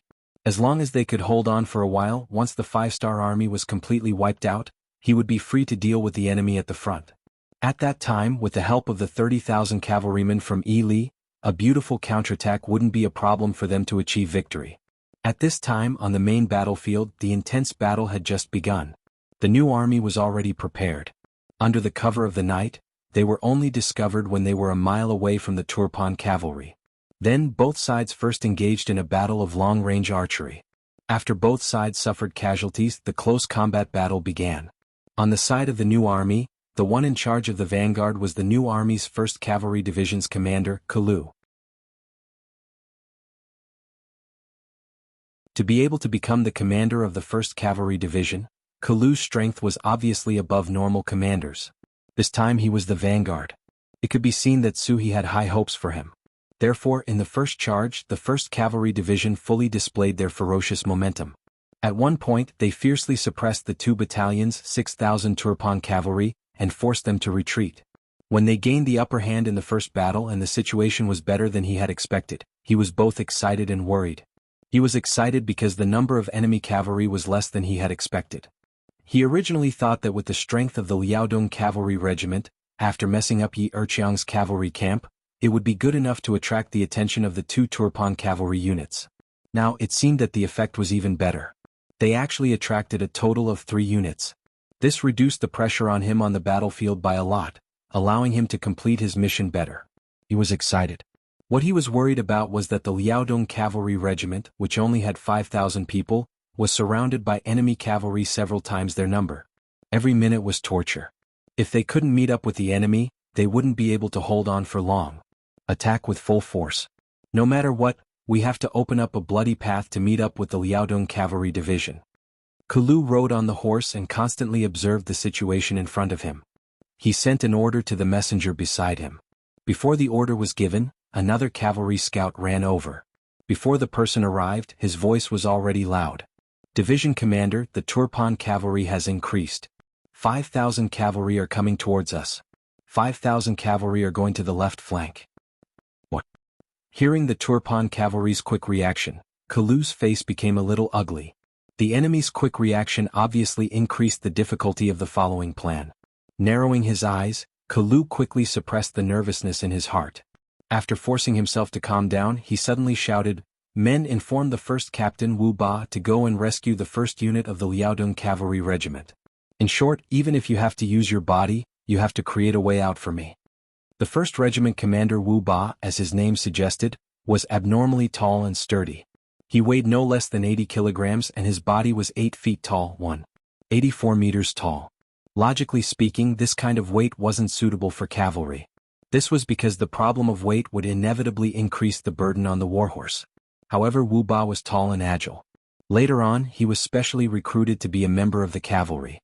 Because of his size, his warhorse was also specially allocated, and belonged to the very tall category. At the same time, Wu Ba was also a subordinate that Kalu admired very much. At the time, he was the 1st Regiment commander of the 1st Cavalry Division. This time, Kalu sent him to reinforce the reinforced regiment. This was enough to prove that he valued this ally very much. The moment Kalu gave the order, the other officers from the division headquarters were all stunned. One of them said with a face of worry, "Wu Ba is leading the main force of our 1st Cavalry Division. Now there are still 5,000 Turpan cavalry coming at us. Why don't we send other regimental commanders to rescue the reinforced regiment?" "Other regiments? Who's up to the task?" Kalu asked without any explanation. Then he shook his head and said, "This division commander knows what you are thinking. With Wu Ba gone, the pressure on us will definitely increase. However, this division commander still has to do this. When we came here, the division commander gave an absolute order that the reinforced regiment must be rescued. They are risking their lives for us. If something really happens, how will others look at us? How will Bugnam of Gojoseon look at us?" After asking a few questions in one breath, Kalu saw that the other officers seemed to have something to say. He directly waved his hand and said, Alright, this division commander's orders cannot be changed. If you have any objections, you can convey them to the division commander after the battle. On the battlefield, the division commander had the final say. It was precisely because of this that the morale of the army could be guaranteed. As for whether there would be different opinions on the battlefield, that would be decided by the division commander. Since Kulu had said this, even if the other officers had different opinions, they could only obey. After giving this order, Kulu's gaze involuntarily turned towards the Ili camp on the other side. According to the battle plan formulated by the new army, the Liaodong Cavalry Reinforced Regiment was responsible for messing up the Yarqiang camp and charging towards the Turpan camp. The 1st Cavalry Division was responsible for attacking the Turpan camp from the front. These plans revolved around one goal, and that was to create an opportunity for the other 3 cavalry divisions of the new army to attack the Ili camp.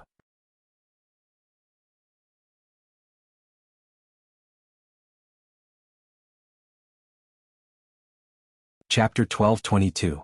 Since it was an allied army, the most important thing was the alliance. If this alliance could be broken, the 3 allied armies would become 3 isolated armies. At that time, the 5-star armies would be able to attack whoever they wanted to attack when faced with their weakened enemies. Breaking the alliance naturally became the most important issue. After the discussion, the new 3 armies set their sights on their old rival, the 30,000 cavalrymen of Yi Libao. The reason why they chose them was because they were the closest to Baiming. If they attacked from there, they wouldn't have to worry about enemies suddenly appearing. Secondly, they had defeated the Ili cavalry before. They knew the strength of the 5-star army. With this shadow, they would have a higher chance of defeating them. That's right, defeating them, not defeating them.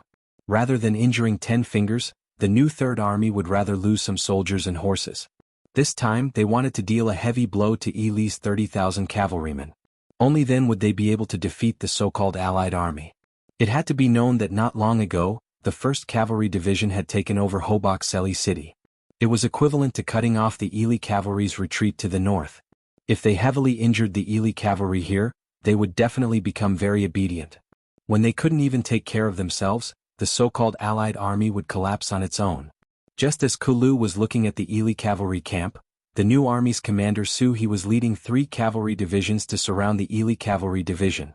Relying on the concealment of the horses' hooves and mouths, when the 3 cavalry divisions suddenly appeared in front of the Ili cavalry camp, it gave Wuli Ji a big fright. When the flames in the west reached the sky, he had already gotten out of bed. He put on his armor and began to gather the troops. Following that, news spread that the 5-star army had begun to break through the enemy and attack the Turpan cavalry camp. When he received this news, Wuli Ji's heart was sweeter than honey. In his eyes, the situation was very clear. This time, the 5-star army's target was definitely Turpan and Yarqiang. He could stay out of it and watch it all as a bystander. Just now, General Daichin sent someone to ask for help. Of course he agreed, but he didn't send a single soldier. From the bottom of his heart, it was true that the 5-star army was his enemy, but what about the Turpan kingdom? Wouldn't it be great to be able to sit on the mountain and watch the tigers fight? Wouldn't it be great to be able to reap the benefits while the 2 enemies fought? He wasn't stupid enough to immediately send troops to help Turpan. Of course, due to their relationship as allies, he would definitely send out his troops. However, he had to grasp the timing well. He had to wait until the Turfan army could no longer hold on before he made his move. This way, he would be able to deal a heavy blow to the 5-star army and also gain the reputation of saving the Turfan army. Wouldn't it be the best of both worlds? Wuli Ji had fought with the 5-star army before and even attacked the first city with the Wara. He was much clearer about the strength of the 5-star army compared to the other 2 countries. This was an opponent that wasn't to be trifled with. They were well equipped and their soldiers were well trained. How could such an opponent be defeated so easily? It wasn't too late to wait for his allies to exhaust the strength of the 5-star army before he made his move. Let's fight, the more intense the better. In the end, the winner will only be us. Wuli Ji grinned and let out a laugh. However, this laughter didn't last long. Soon, a scout appeared in front of him and said with a panicked expression. The 5-star army suddenly came and had already clashed with the cavalry at the first line of defense. However, because the enemy had too many people, the front line couldn't hold on much longer. What? How is this possible? When Wuli Ji heard this news, he stood there as if he was petrified. He didn't move for more than 10 breaths of time. It wasn't until the deputy beside him reminded him that he came back to his senses. Then he walked towards the high platform in the middle of the camp. He wanted to see with his own eyes how many soldiers and horses the five-star army had sent. It would have been better if he didn't take a look. Now that he took a look, he saw that under the night sky there were flashing torches everywhere. He could hear the sounds of charging and killing. He felt that the enemy's cavalry wasn't less than his. 30,000 against 30,000, and they were completely unprepared. Wuxia Ji could already guess the outcome of the battle. Because of this, he had a frightened expression on his face. After he came down from the high platform, he sent soldiers to stop the five-star army from approaching. At the same time, he ordered people to ask General Daiqin for help. In front of the Turfan tent, Daiqin couldn't sit still anymore. He was currently in front of the tent observing the situation outside. Because of the moonlight, other than the sounds of killing and the movement of the torches, he couldn't see any useful information. However, he still didn't move. He believed that as long as he sat on the horse, it would be a symbol. As long as the soldiers saw him, they wouldn't panic and their morale would increase greatly. Daiqin, who had a mighty aura, was like a door god, unmoving like a mountain. It indeed gave the nearby Turfan cavalry a boost in morale. Many of them became braver because of this. They just wanted to perform better in front of the general. Although it was night time and their performance might not be seen by the general, many of them still held onto a fluke mentality and continued to do so. Not long later, good news came continuously. The five-star army that came from the west was completely surrounded and could be destroyed at any time. The five-star army's main force that came from the front was also blocked outside. Other than a few 2,000 war horses that managed to charge through the defensive circle, the rest of the five-star army cavalry were blocked outside. Haha, good.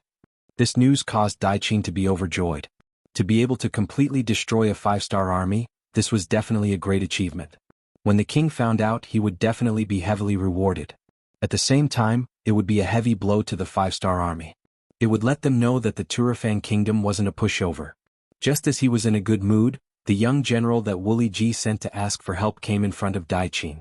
The moment he saw Daiqin, he knelt on the ground and begged, "General, our camp is being attacked by the five-star army. Please send reinforcements because we are allies." This news first made Daiqin's entire body tremble. Then his expression froze. However, after a few breaths of time, his face blossomed with an unnoticeable smile. "This young general, you said that your camp is being attacked by the five-star army, but how many enemies are there?" So many, I can't even count." Hearing this, the young general raised his head and said in panic. However, in Daiqin's eyes, he mistakenly thought that the panic was because the general was scared of him. Even if Wuxia Ji was trying to deceive him, he shouldn't have sent someone more mature. Thus, he coldly snorted and said, "All right, this general already knows about this matter. Please go back and tell Wuxia Ji that reinforcements will be arriving soon." "Yes, thank you, General Daiqin." The young general let out a sigh of relief, as if he had completed an important mission. He hurriedly bowed and left. After the young general left, the other Turfan generals couldn't help but ask, "General, are you really going to send reinforcements?" "Send what?" "When we asked for reinforcements, they didn't send a single soldier. What bullshit five-star army's main force attacking? It's clearly an excuse not to send reinforcements." Whatever, we don't need to care about them. With our current strength, we can completely take the credit. We don't need other people's help." Daiqin completely misunderstood. Of course, he couldn't be blamed for this. Who would have thought that the five-star army's plan was to create a diversion? Furthermore, they first attacked Yarqiang Kingdom, then Turfan. Would they really attack Yili in the end? No one would believe that the pitiful Wuxia Ji would have to face the attacks of the new army alone. From the start of the new army's attack, it was extremely ferocious. In their hearts, they were clear that to create this opportunity, they had completely sacrificed the Liaodong cavalry regiment's benefits.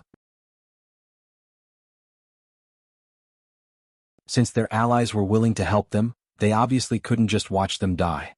This required them to increase the speed of their attacks.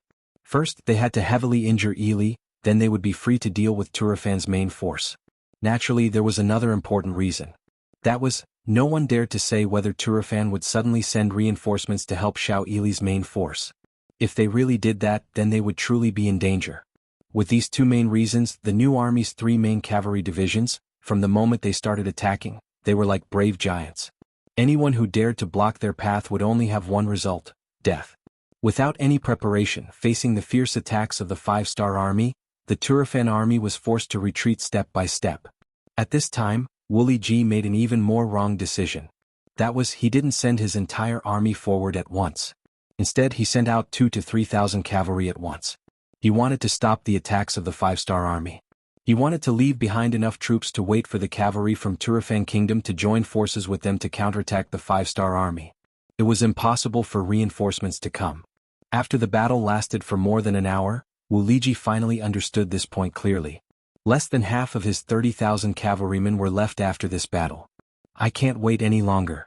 Seeing that the reinforcements from Turfan still hadn't arrived, Wu Liji's eyes flashed with anger. The distance between the two camps was only 5 li. If they rushed at full speed, they would arrive in an instant. However, after such a long time, not to mention a large batch of reinforcements, there wasn't even a shadow of reinforcements. At this moment, Wu Liji had completely lost his confidence.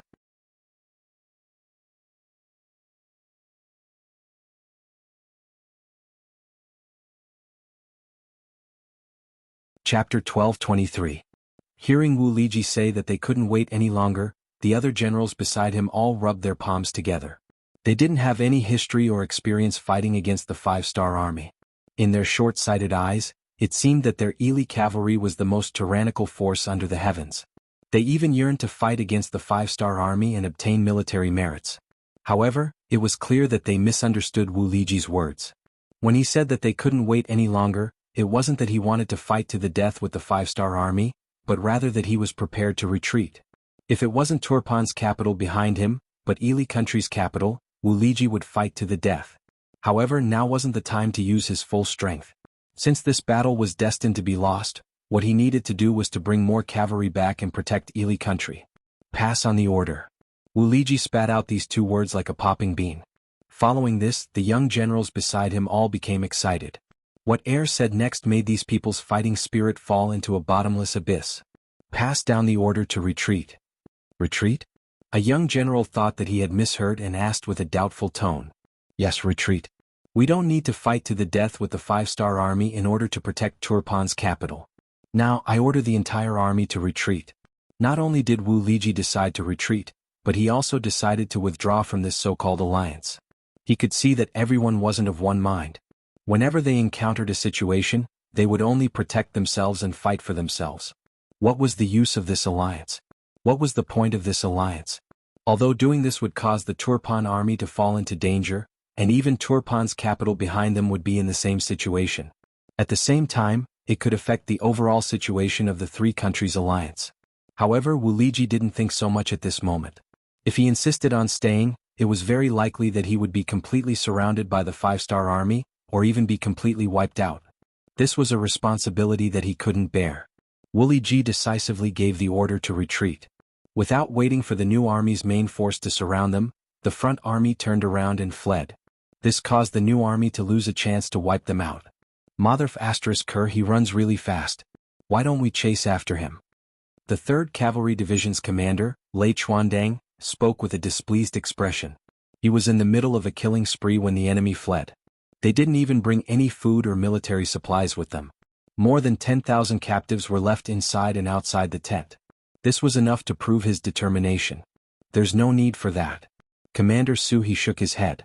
A cornered beast would still put up a desperate fight.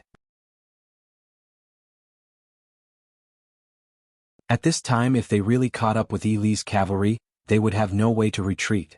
If Ili went all out, it was very likely that both sides would suffer. This was not what he wanted. Not to mention that the 1st Cavalry Division and the Liaodong Cavalry Regiment were in danger, especially the latter. So he had to be saved. He had done so much for him, so it was reasonable for him to do his best to help. 4th Division, leave 2 regiments to clean up the battlefield. The rest of you follow me and charge into the Turpan camp. When they heard that there was a big battle to fight, the other 3 division commanders' eyes lit up. They immediately replied, "Yes, sir." The Liaodong Cavalry Regiment. At this time they were completely surrounded. As the first to charge out, Tong Long was covered in blood. Most of it was the enemy's and some of it was his own.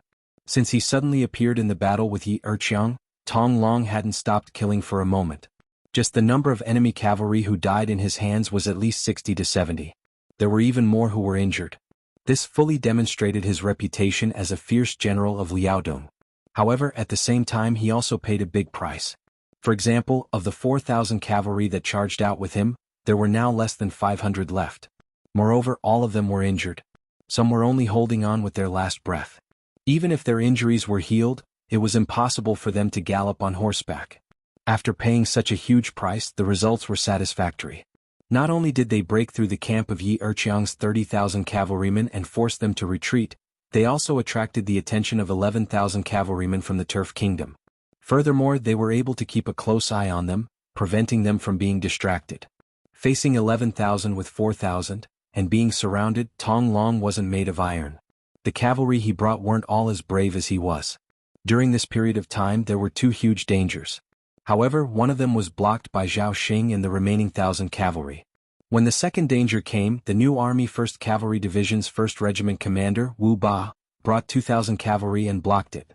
With the appearance of two reinforcements, the pressure on Tong Long decreased by a lot. Just as they were about to charge out and kill their way out, another 3,000 Turpan cavalry came and joined the encirclement. At this point, Tong Long had already restrained 14,000 Turpan cavalry. This was already more than a third of Daiqin's forces. Another 3,000 cavalry surrounded them. No matter if it was Tong Long, Zhao Xing or Wu Ba, their faces all became ugly. After exchanging glances, they all raised their heads and laughed out loud. Good, since that's the case, let's fight to the death. At most, we'll be men again in 18 years. Tong Long's wild laughter sounded so heroic and heroic in the night. That's right. 18 years later we'll be heroes again. But even if we die, we can't let our enemies have an easy time. Next, let's see who kills more people.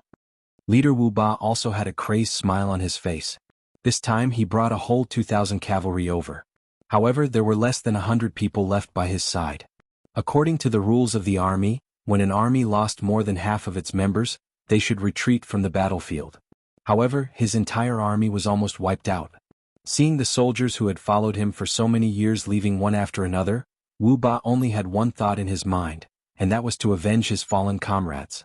He wanted to kill as many people as he could. Only then would he have the face to see his comrades who had left before him after he went to the Yellow Springs. Let's fight, who's afraid of who? Zhao Xing, who was the weakest in terms of personal strength but also had the guts, also roared. This was completely different from his usual scholarly side. From this, it could be seen that the cruel and bloody battlefield could change a person. Zhao Xing wasn't much better off. Of the last 1,000 cavalry he brought, there were less than 200 left. Luckily, because he joined the battle late, he only had a blade wound on his body. The three generals looked at the enemies surrounding them.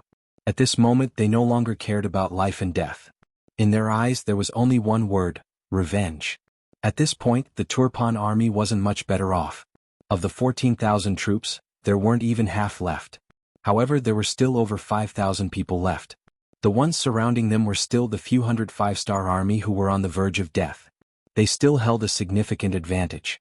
General Tong, who was in charge of surrounding the 5-star army, stared with his eyes wide open.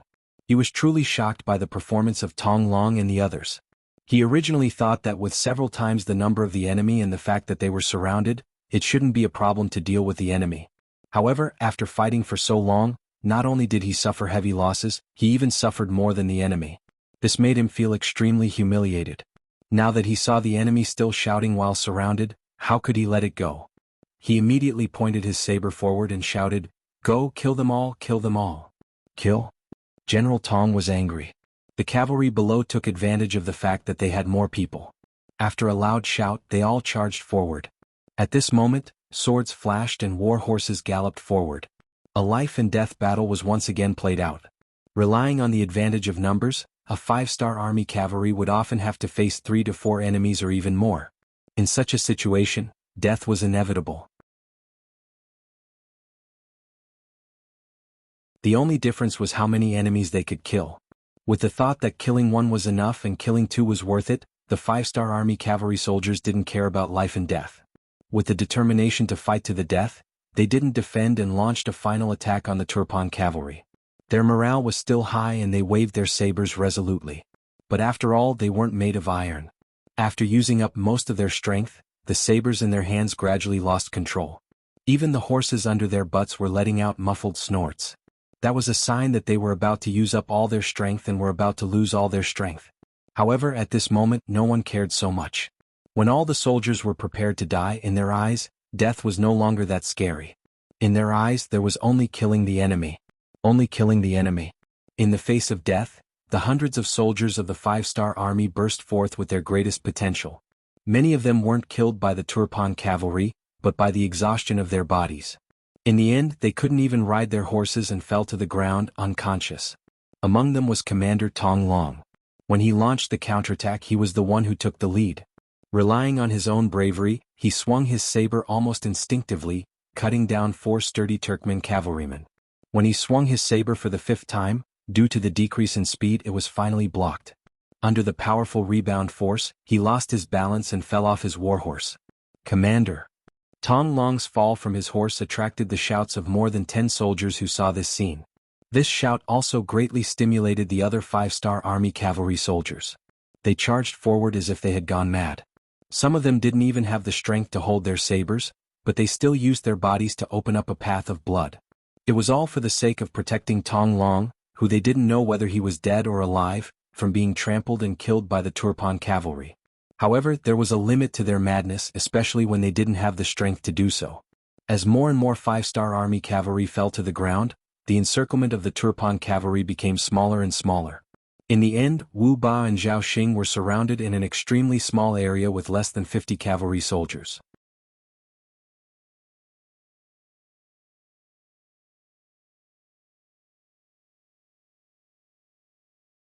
Chapter 12:24. Those who surrender will be spared. General Tong was also shocked by the reaction of these people before they died. Although they were enemies, he had to admit that this was an opponent worthy of respect. This was because in less than an hour, he had lost another 1,000 cavalrymen. This made him furious, but at the same time he also secretly admired Lu Xian. Surrender?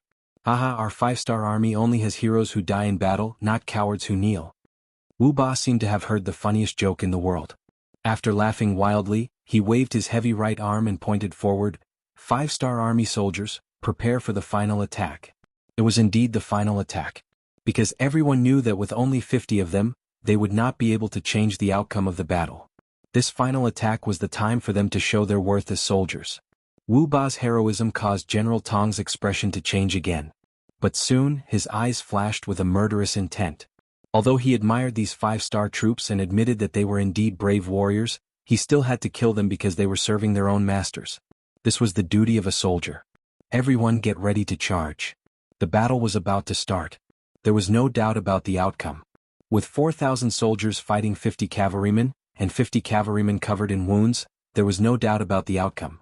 Wu Ba and General Tong raised their sabers. At the same time, Wu Ba and General Tong did the same thing. The night breeze seemed to sound the horn for the final charge. The sabers of the 2 generals fell at the same time, and all the cavalry prepared for the final charge at the same time. Shio shio shio. Shio shio shio. Right at this moment, the sound of arrows piercing through the air rang out. Then, from the periphery of the battlefield, behind the Turpan army, came a series of battle cries. The sound of horse hooves stomping on the ground reverberated into everyone's ears. The new army cavalry reinforcements had finally arrived. It was the commander of the 3rd Cavalry Division, Lei Chuandang. This irascible and loud general was also very brave. The moment he appeared behind the Turpan cavalrymen, he started killing them. A huge hole was easily torn open by him. You guys follow me to block them. The rest of you kill these people. Kill them. At this moment, General Tong was also infuriated. 14,000 men against only half of the enemy.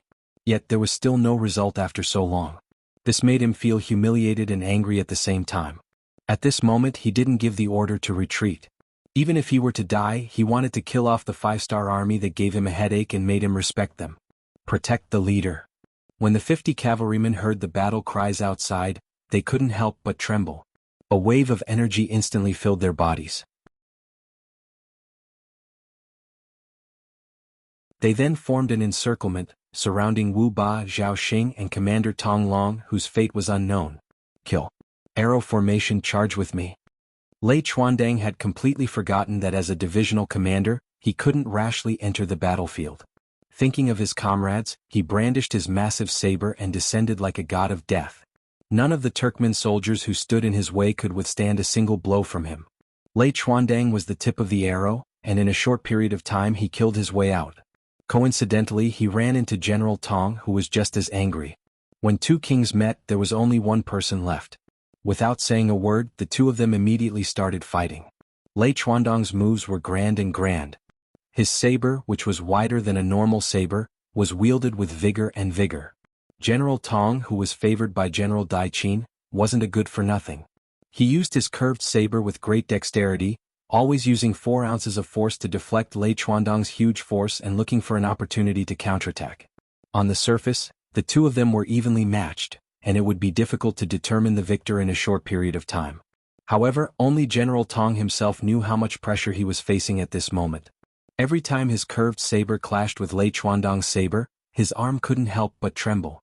After a while, the area between his thumb and index finger that was holding the saber was already dripping with blood. Let go. Lei Chuandong, who was anxious to save his comrades, didn't hesitate to use his strength. Another ferocious slash, like a tiger descending the mountain, clashed with General Tong's curved saber. Just as he said, the other party's curved saber trembled and fell to the ground. Succeeding in one strike, Lei Chuandong didn't hold back and swung his saber again. General Tong, who had lost his weapon, quickly dodged and fled. If it was under normal circumstances, he might have been able to dodge. However, he was on a war horse. He dodged to the side, and the war horse didn't have the ability to do so. With one strike, the war horse fell to the ground, and General Tong also fell to the ground. Kill. Following closely behind Lei Chuandong, the cavalry of the 5-star army in the arrow formation immediately spurred their horses and walked past him. General Tong managed to dodge the first and second slash, but he didn't manage to dodge the third and fourth slash. Just as he got up from the ground, he was turned into a target by the 5-star army's cavalry. His body was cut beyond recognition, and he died with blood all over his body. Lei Chuandong didn't care whether General Tong was dead or alive. He had confidence in his comrades behind him. At this moment, his attention was completely focused on the front. He still had to save his comrades. Even if there was only a 1% chance, he had to give it his all. Charging with all his strength, a huge opening appeared in front of him. Lei Chuandong finally reached the center of the encirclement in the shortest time possible. When he arrived, he saw 6 cavalry in the uniform of the 5-star army. They were all covered in blood, and their faces looked as if they were ready to die. "Good brother, I'm late." When he saw that there were only 6 cavalry, Lei Chuandong, a hot-blooded man, couldn't help but cry. Although he didn't experience it personally, he could feel how difficult and dangerous this battle was. "Ha, Commander Lei, you're finally here." Wu Ba, who was riding on his horse, chuckled. It was a smile of satisfaction, a smile of relief after completing a mission. Because of this, he breathed his last breath and fell to the ground from his horse. "Quick, save them." Zhao Xing, who was beside Wu Ba, immediately shouted. Following that, a group of shouts and shouts resounded in the encirclement. Lei Chuandong's appearance not only saved Wu Ba, Zhao Xing and the others, but also defeated the remaining 4,000 Turpan cavalry. When they had the advantage in numbers, they still didn't win. Now that the reinforcements of the 5-star army had arrived and General Tong was dead, the rest of them didn't have the courage to stay here. They immediately scattered like birds and beasts, fleeing in all directions. In comparison, the main force of Turfan was not having a good time either. Commander Su He brought the entire 2nd Cavalry Division and 2 regiments of the 4th Cavalry Division. More than 10,000 cavalrymen charged into Turufan's main camp from the east like a flood of steel. General Dai Qin, who was waiting for good news from the north and west, didn't expect enemies to appear from the east. For a moment he was stunned on the spot. Isn't the eastern front guarded by Wuli Ji and 30,000 Ili cavalry? Then why would these enemies appear here? Thinking back to when the Ili cavalry asked him for help, he suddenly understood. Could it be that the request for help wasn't an act but real? If that was the case, then where did the 5-star army get so many cavalry to be able to defeat Yi Erqiang's cavalry and the Ili cavalry?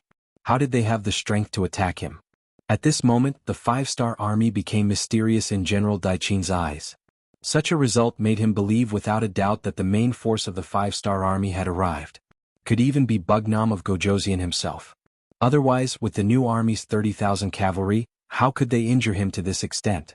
General Dai Qin, who thought he understood everything, cursed each and every one of the scouts in his heart. He always thought that these scouts had the wrong information which led to the current defeat. But he didn't know that Yang Qindong's army was still 100 miles away. To reach here it would take at least a day. It was also because of this wrong judgment that Daiqin didn't even bother with the 5-star army that appeared in the east. Instead, he directly gave the order to retreat. Actually, he still had close to 20,000 cavalry. If he counterattacked now, it was very possible that he could defeat Suhi's new army. But the shadow of his previous defeat was too big in Daiqin's heart. It was so big that he had lost the courage to fight head-on. Daiqin gave the order to retreat. He only left 5,000 cavalry to stop the 5-star army's advance. Because behind him was the Turpan capital, he needed time to retreat to inform King Hardenbarter. The king also needed time to retreat. The scout general galloped towards the capital. He did not shout as he galloped on the streets of the capital. He was worried that the news of the army's defeat would spread to the city and cause chaos in the city. This would be even more detrimental to the king's departure. In the palace, Hardenbarter already knew about the battle outside the city.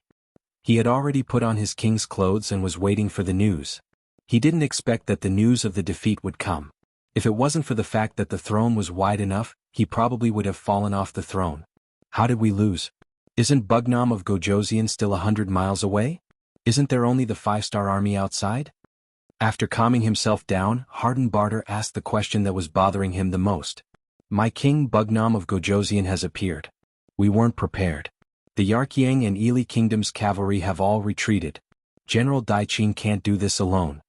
The scout told Hardenbarter what Daiqin meant. What? After hearing that his allies had retreated and that Bugnam of Gojosian had appeared, Hardenbarter knew that he had lost again. It was a huge loss. A huge loss that would leave the capital behind. Seeing that Hardenbarter was still in a daze, the scout anxiously said, Your Majesty, General Daiqin probably won't be able to hold on for long. Please leave the capital, Your Majesty. You're tuning in to the Han Li's Wuxia Chronicles YouTube channel. We're so grateful for your support, and don't forget to subscribe to join us on this incredible journey through captivating stories. Your generosity through donations truly makes a world of difference, as it's the primary source of revenue that allows me to expand and enhance this channel for you. Thank you from the bottom of my heart for being a part of this adventure.